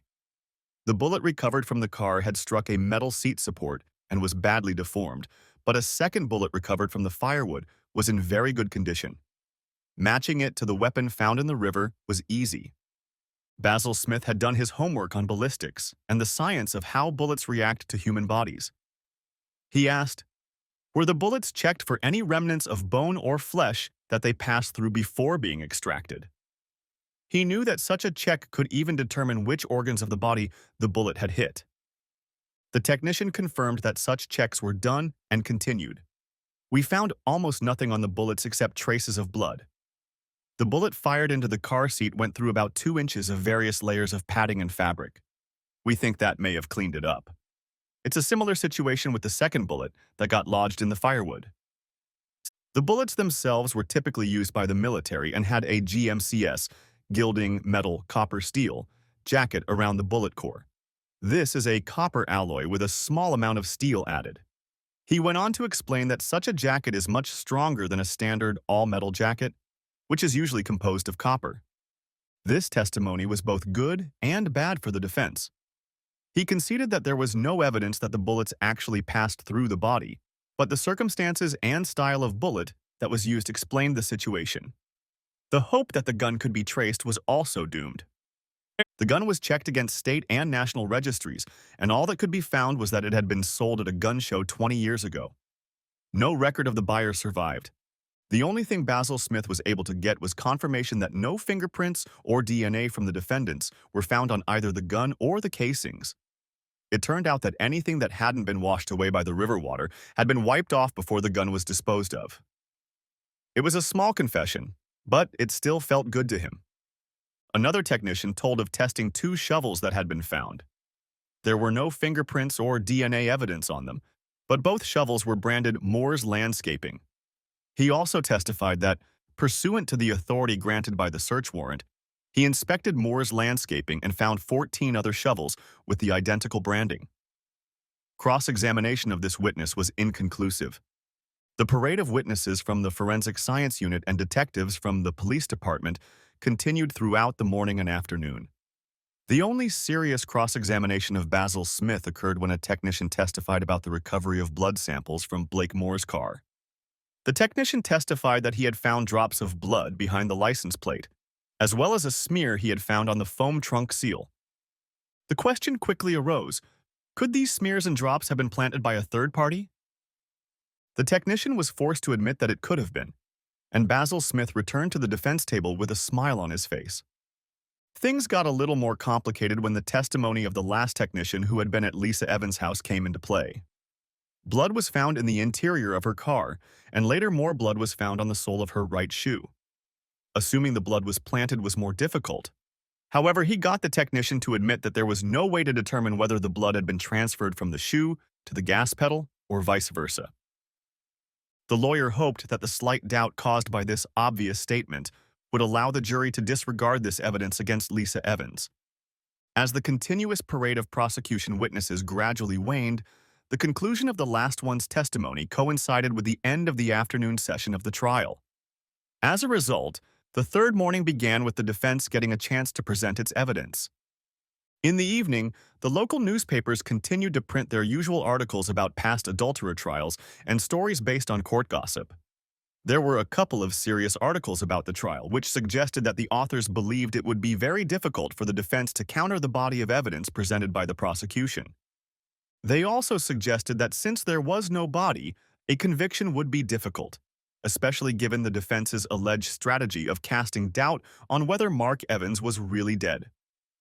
Judging from several instances of cross-examination of prosecution witnesses by defense counsel, it was obvious that this was the goal of Basil Smith.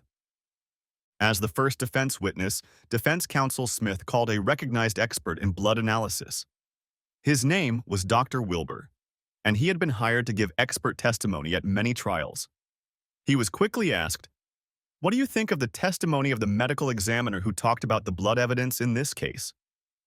Dr. Wilbur put on his glasses and turned to a small notebook he was holding. "I believe that a much better job could have been done in collecting the blood evidence. If the blood-soaked soil samples had been properly analyzed, a much more accurate estimate of the total amount of blood at the scene could have been made." The attorney continued, "Based on your examination of the evidence collected, do you have an opinion as to the actual amount of blood at the crime scene?" "I believe it is quite possible that as little as 1.5 pints of blood could have created the scene that was recorded." One final question. Do you think a person who lost as much blood as depicted in the photographs could have survived? Dr. Wilbur answered with a one-word answer. Yes. The district attorney did not cross-examine him. After Dr. Wilbur was removed, Basil Smith turned to the testimony of Blake Moore. Blake calmly and bluntly stated that he was innocent of the murder of Mark Evans and personally believed that it was Mark himself who orchestrated his murder. He also stated that he had never owned a gun and that the shovels found in the river could well have been stolen from one of his company's work sites. Basil Smith wanted to keep the testimony simple and quickly turned his first witness over to the prosecutor for cross-examination. Jeff Bagdon's first question was, "What makes you think Mark Evans was a man who would organize his own murder?" Blake Moore immediately recounted Mark's reaction in high school when Blake started dating his girlfriend behind Mark's back. He recounted how Mark had threatened to destroy him. The prosecutor pondered this for a few minutes and then asked, "So, Mr. Moore, this is not the first time you have decided to engage in an illicit affair with a woman that Mark Evans had hoped to protect from the interference of his best friend. Don't you think that if he wanted to destroy someone, he would have chosen you?" Blake Moore couldn't answer that question directly, only muttering that he had a physical advantage over Mark and that it would have prevented his former friend from taking him on. "So you think you were able to physically intimidate your best friend into taking his life by proxy? Is that what made you feel comfortable taking his wife? Is that what your actions towards your alleged best friend are? You don't need to answer those questions, sir. I think we can all see that your actions and assumptions are those of a narcissistic ladies' man who thinks every woman is his, and to hell with friendship."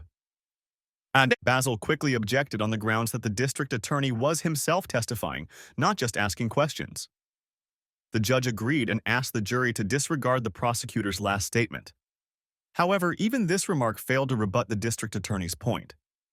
Blake was visibly upset at the way he had been treated by the prosecutor, but left the stand without another word. Basil Smith realized that his witness's testimony had not worked as planned, but hoped that the testimony of Mark Evans' wife would turn the tide. Blake's testimony and the prosecutor's unanswered questions made Blake look bad in front of the jury. One could only hope it wouldn't affect their opinion of Lisa. This morning, Lisa Evans seemed to have her emotions under control when she appeared in court. The defense attorney asked her virtually the same questions that Blake had asked her. She categorically stated that she was not involved in any attack on her husband. She stated categorically that she loved her husband and would never participate in any attempt to physically hurt him. When asked for her version of what might have happened to him, she suggested that he might have been carjacked. Again, Basil Smith chose not to ask further questions of his witness. When the prosecutor began to ask Lisa questions, he began by saying, "Can you tell me where you were between midnight Saturday when your husband sent his last email and 2 o'clock Sunday afternoon?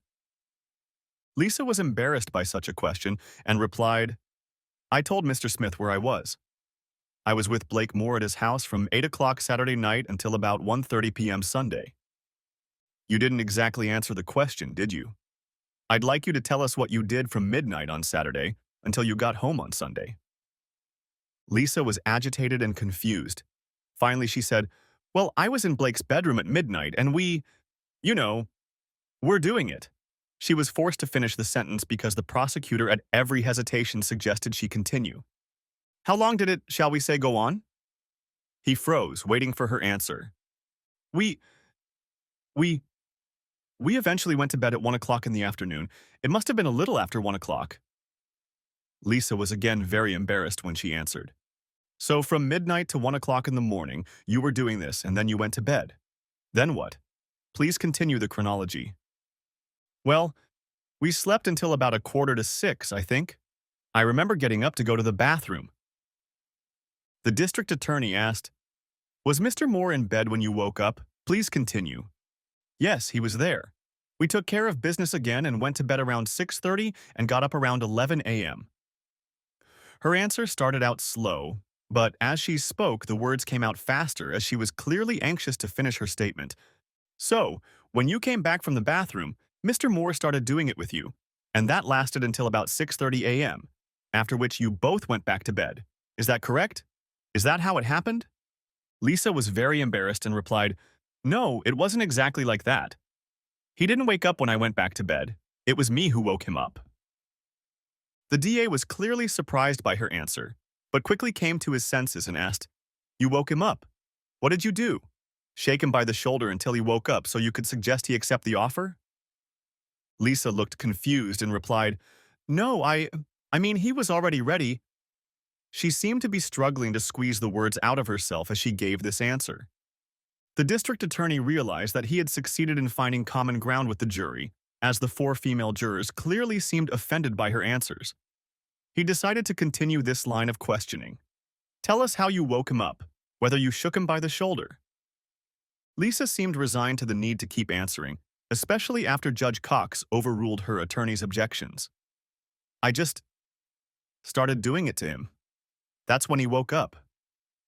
She was very red and kept her head turned away from the jury, which was the exact opposite of what her attorney had suggested. He asked them both to look into the eyes of the jury to see if they were sincere. Jeff Bagden was now ready for the coup de grace. Earlier you told your attorney that you love your husband. Is that true? He waited for an emphatic yes from Lisa, an answer accompanied by a vigorous nod of the head. Then he continued, I'm a little confused. You tell us how much you love your husband, but you just finished describing how you spent the night he killed himself. That night, you spent in his best friend's bed and acted like a woman who disrespects her husband. How can we believe that you could not have been involved in his death? He stood and waited for a few moments, but it was obvious that Lisa wasn't going to answer his last question. She cried quietly, hiding her face in her palms. Judge Cox finally put an end to her suffering by asking if there were any more questions for the defendant or follow-up questions from the defense. When everyone answered that there were none, the judge announced that the court would recess for lunch. The courtroom was nearly empty when Lisa finally pulled herself together and left the witness stand, joining her attorney and client. The 3 of them went to a very somber lunch, during which the experienced attorney warned them that the case could go either way.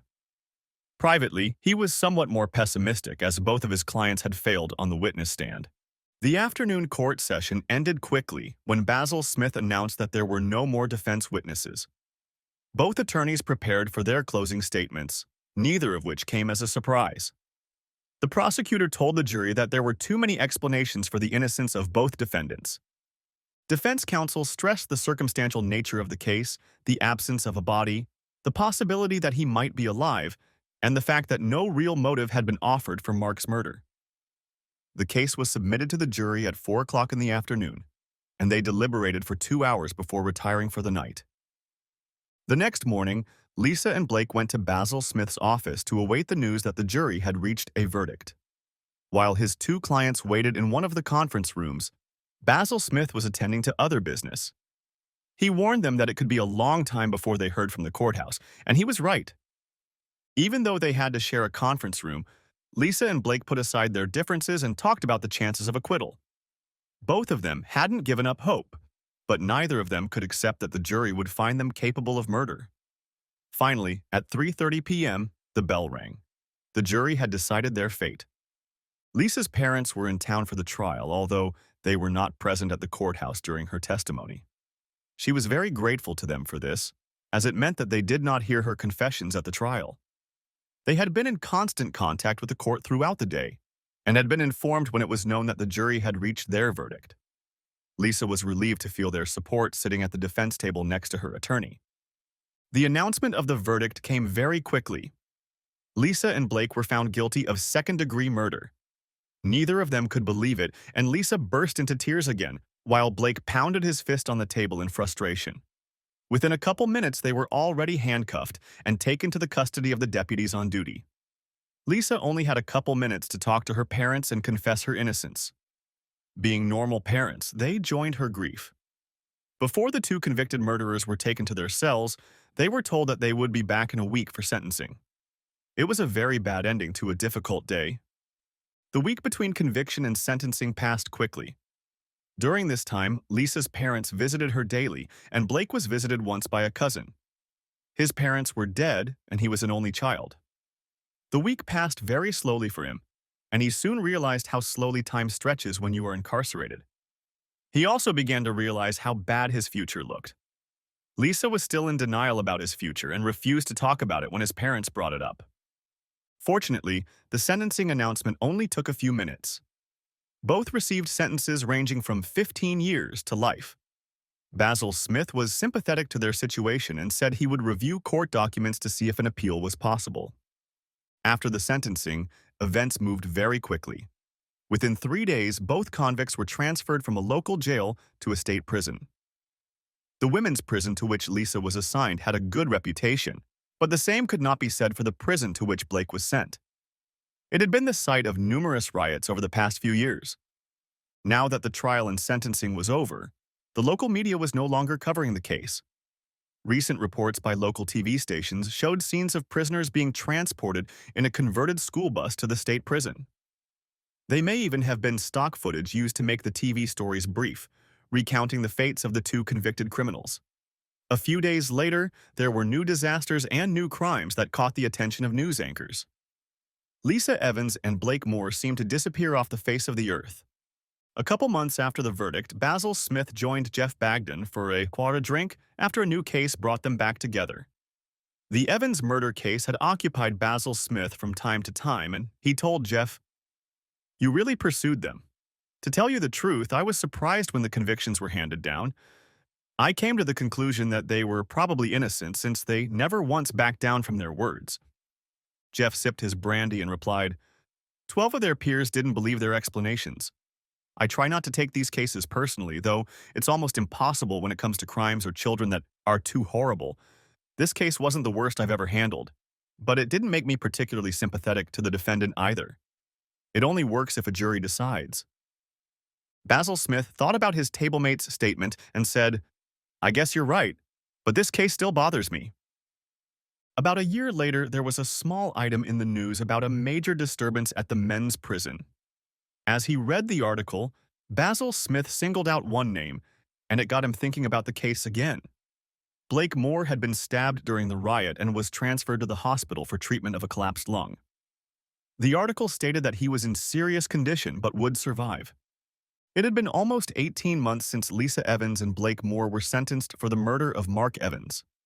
Enough time had passed that even Basil Smith rarely thought about the case that had kept him busy for the first year since he had represented the defendants. He had scrutinized the transcripts several times in his spare time, but could find no legal grounds for appeal. There was not a single error in the law that he could use to the advantage of the two convicted murderers. It was a relatively quiet Wednesday morning in the New York office of the Innocence Project. The receptionist had just returned from her morning coffee break and was distracted for a moment to check her appearance in the small mirror when a FedEx courier approached her desk with a package. It was one of those large padded envelopes regularly used for interoffice delivery of information and goods that business and industry simply can't do without, and should have been delivered as early as yesterday. The secretary signed the electronic notepad offered to her and then watched as a young man dressed in a summer uniform of t-shirt and shorts walked out of the office. The nature of her thoughts could only be known by herself, but the mischievous smile on her face would have given a clue to anyone who witnessed the whole event. In this case, the only person in the reception area was an attractive young black woman sitting behind the receptionist's desk. The package was addressed simply to the office, so she opened it to determine how the contents should be disposed of. Inside, she found a DVD, a sealed black plastic bag with a biohazard label, and a multi-page letter. Since she had no pressing business to attend to at the moment, she began reading the letter. It took several minutes, and the gamut of emotions that flashed across her face as she read the letter would have intrigued any observer of what was going on. No one else entered the office after the stout FedEx man left, so her expressive reactions again went unnoticed. After she finished reading the letter, she sat pensive for a while, then picked up the phone and pressed one of the intercom buttons, waited a few seconds, and then said, "Tony, could you come out to see us for a minute? We just received a package that I think you'll be interested in." She sat and listened for almost 15 seconds before she continued. "Yes, it seems to be something the team can work on. It deals with several murder convictions that obviously need to be overturned." About a minute later, a tall, red-haired young man in a white short-sleeved shirt and worn jeans came out of one of the offices overlooking the reception area, thanked her, took the package, and disappeared again behind the door he had come out of. The smartly dressed young man turned out to be Tony Kelly, a recently graduated lawyer who decided that before chasing a high-paying associate position at a Wall Street law firm, he should devote some time to the public good. He'd been at the Innocence Project for almost a year, doing mostly basic legal research for the more senior lawyers who'd founded the office a few years earlier. While he knew he wasn't going to stay there for the rest of his career, he enjoyed making a difference in the lives of those who had been wrongfully convicted of serious crimes. Returning to a comfortable swivel chair behind a relatively cheap plywood desk, he placed the contents of the FedEx envelope on the bureau and picked up the letter, casting a quick glance at the DVD and sealed package. Leaning back in his chair and placing his Nike sneaker-clad feet on the corner of the desk, he began to read the letter. The letter was typed on the computer in an easy-to-read font, and he quickly immersed himself in its contents. The Innocence Project, New York. Regarding the convictions for the murders of Lisa Evans and Blake Moore. I don't know where to begin, so I'll start at the beginning. That way I can put things in order and hopefully not forget anything important. My name isn't that important, but the information I've been asked to give you could make a real difference in the lives of not only the 2 convicted murderers named above, but the future well-being and happiness of 5 other people, one of whom is me. I'll start with the day almost 15 months ago when, in response to an ad I placed in the local newspaper, a man walked in off the street to me. I was looking for a computer-literate person to join me in my small computer services company. A short interview revealed that he knew at least as much about computers and their use in business networks as I did. I have since learned that he knows even more than I do. Be that as it may, I hired him right away. This man, whom I will refer to as Mark throughout this letter, was probably the quietest person I have met in a while. This had no effect whatsoever on his ability to do his job, which he did very, very well. Within 2 months, my business grew by at least 50% due to his efforts, advice, and the long hours he seemed to insist on working. When he started working for me, he told me that he had just arrived in town and hadn't rented a place yet. Since my business was still in its infancy, I thought about renting out the basement room in our house for additional income. I wanted to be able to put the profits from my business back into it so that it would grow and eventually provide a living for me and my young son. I knew I was taking a risk when I rented the room to Mark, but something about him convinced me that he wasn't a threat to us. We began living a routine that still holds to this day, though its dynamics have changed. For the first 3 months, he lived in a basement bedroom, though he ate with us and we commuted to and from work together every day. At first, he always went back to the office to work extra hours that he didn't ask to be paid for. He always told me that he would rather spend that time being productive than in front of the TV or sleeping. Over time, our relationship evolved from a boss-employee relationship to one of friendship and eventually to what it has become now, a loving family relationship. My son calls him Dad, and it is truly true in every way. From the very beginning, I realized that something was bothering Mark a lot. Over time, his extremely quiet nature and his habit of often going into deep thought about things I knew nothing about led to a kind of confrontation between us. One afternoon, when the office was very quiet, I locked the door and called him into my private office. I was determined to find out what was bothering him so much as I began to realize how my feelings for him were developing. It took some time, but I convinced him to share what was bothering him. He eventually told me that he was running from a failed marriage that had shaken him to his core. He told me that his wife had betrayed him along with a good friend and that he had almost committed murder and suicide because of it. We continued to talk for the rest of the day, sharing our worries about unfaithful spouses. My husband left me for another woman, and Mark left his wife because of her relationship with another man. We found common ground, and our conversation seemed to help him overcome one of the last obstacles he faced in getting over his past life. This conversation was also the catalyst that brought us together. We began meeting on weekends, maintaining two separate relationships, employer and employee during the week, and man and woman on Saturdays. After a month of this relationship, it got to the point where it no longer made sense for him to keep his bedroom in the basement, and he moved into my bedroom with me. From that point on, we became a family, although I still felt like he was hiding something from me. We continued our relationship, growing as a couple. I know I love him, and I am sure he loves me and my son. I really should say our son, because that is how he feels about him. The boy is about to turn 4 and needs a loving relationship with his father, something his biological father has utterly failed to provide. He hasn't seen his biological father since he was too young to remember him. This is exactly the situation we found ourselves in 4 days ago when Mark collapsed at work. It took 3 days in the ICU before it was determined that his problem was heart-related and that he would need open-heart surgery to correct a condition that appeared to have been with him since birth. Once his condition was stabilized, he was moved to a private room. Now he was awake and we could finally talk to each other.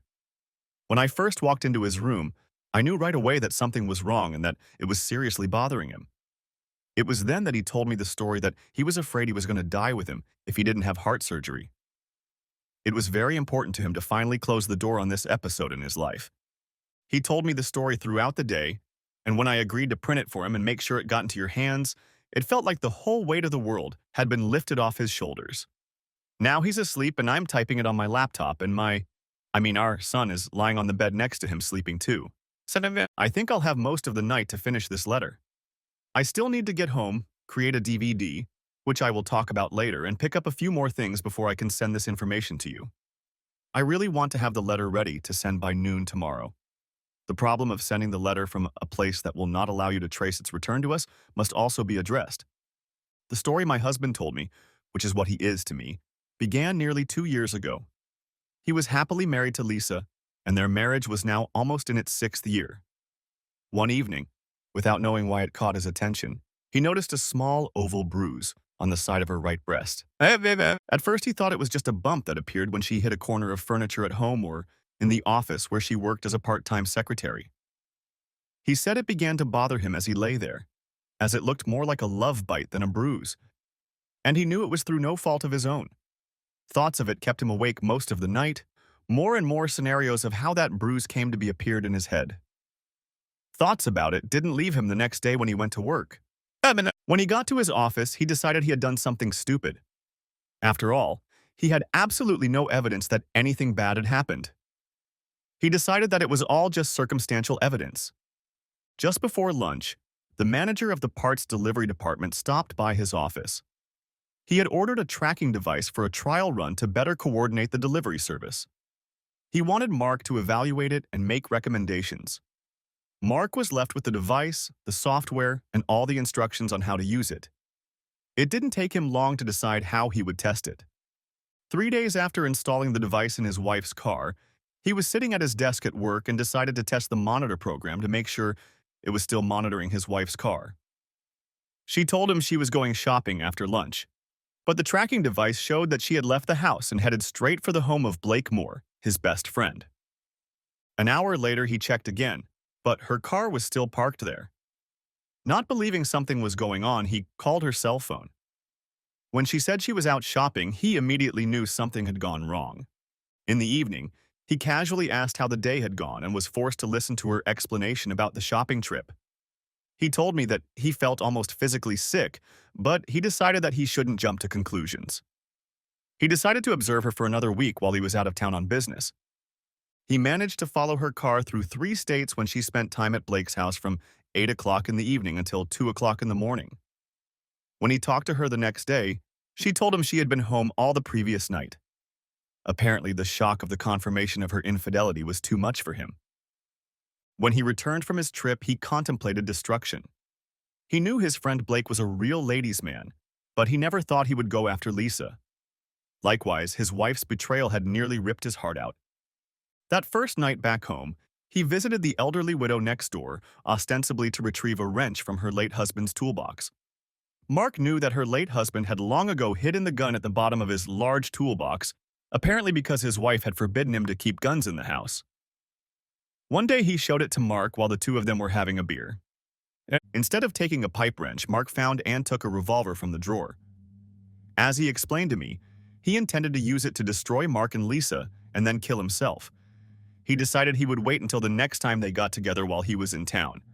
He would have no problem quitting his job and heading to Blake's place to catch them together and get his revenge. And since he'll have to keep an eye on his wife's car for a few weeks, he orders one of the tracking devices for himself to return the one he was given for examination.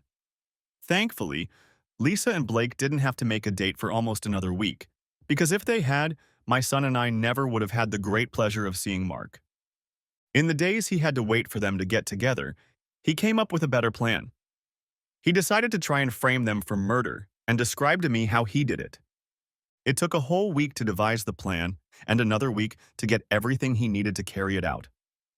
When everything was ready, he made an excuse to go away on a business trip for the weekend, confident that the two would meet while he was out of town.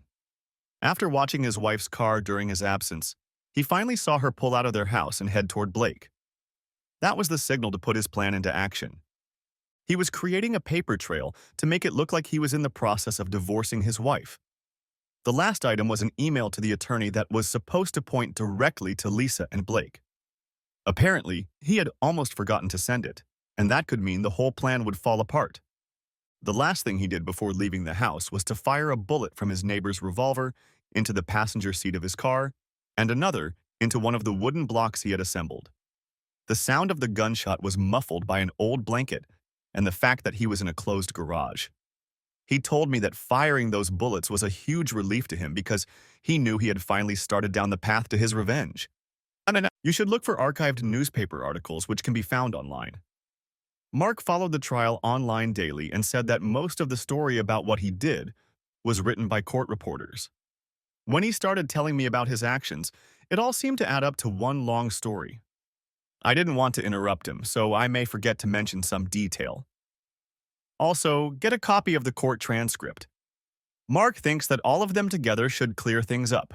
The first thing he did was to drive his car to a park near Blake's house and find a secluded spot where he could make preparations for his death. A large gym bag was stuffed with everything he had accumulated for his plan, and he laid it all out on a picnic table, which he covered with an old blanket. The first thing he unloaded was the pieces of firewood, plastic sheeting, and the spare tire.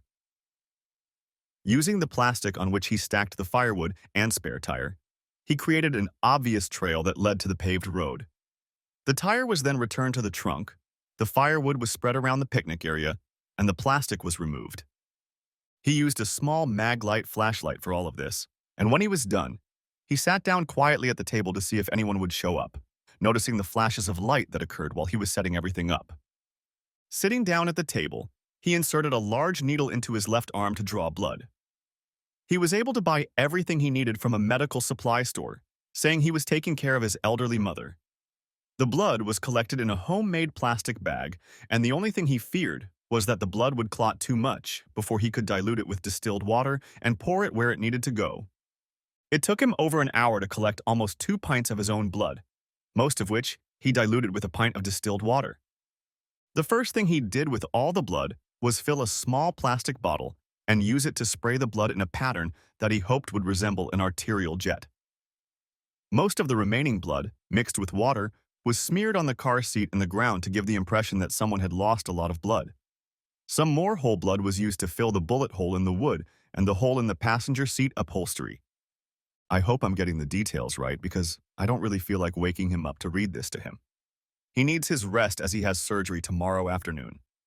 I pray that there are no complications and that he gets through the surgery.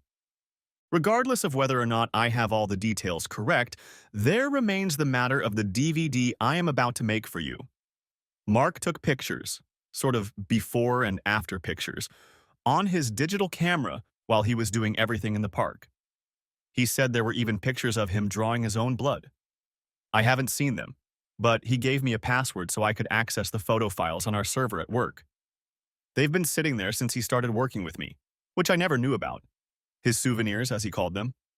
Apparently the photos turned out pretty good, although he had to take them by the light of his little flashlight.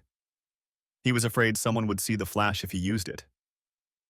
Anyway, finished with the car and the blood in the park, he packed everything into his gym bag and walked out of the park. On one of the side streets was an old car he'd bought specifically for this purpose, and he told me how he'd almost gotten to it. Despite drinking lots of fluids and taking supplements, when he got to the car he was very dizzy from blood loss.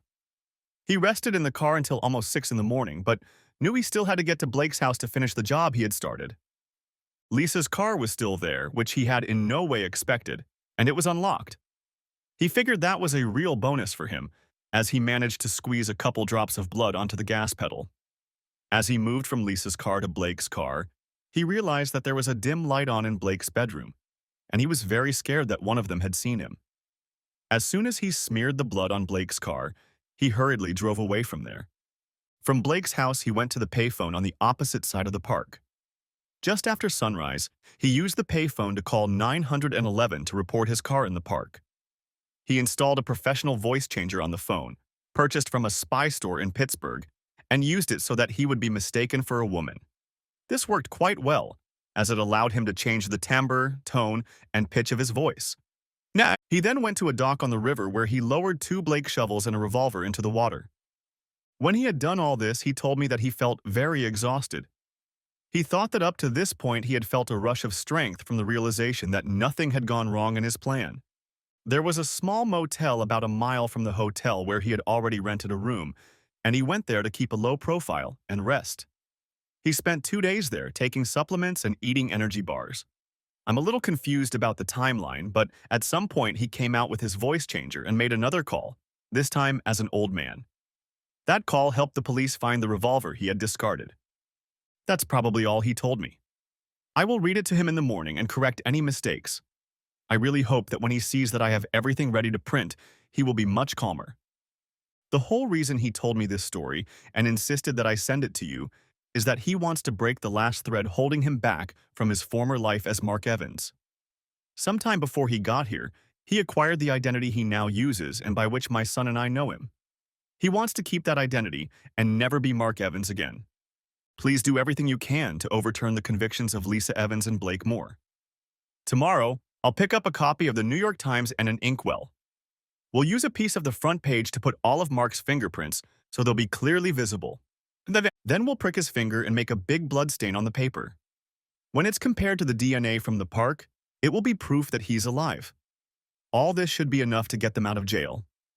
That was the end of the computer-printed letter, but it was handwritten at the bottom. Mark came out of surgery in very good condition. He wants me to fly to Seattle tomorrow and mail this package.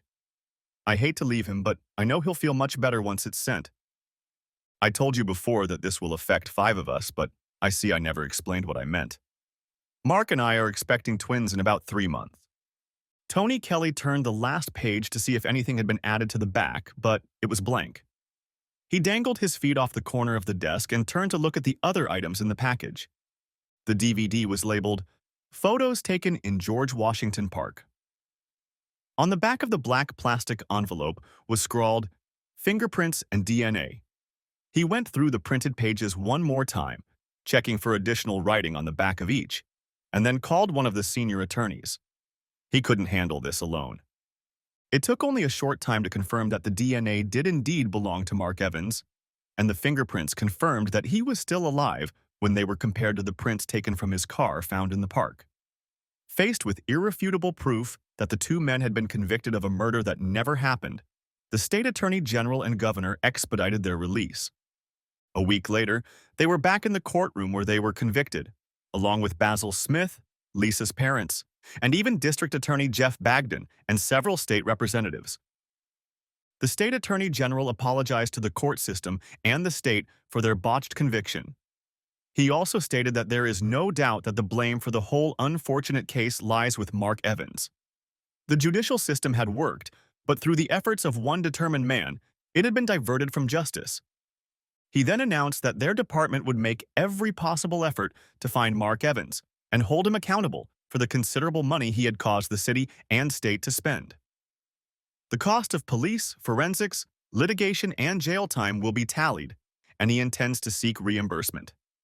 Charges will also be filed. However, when asked by a reporter if they had any idea where to start looking for Mark Evans, he only shook his head. Blake Moore seemed to have changed for the better.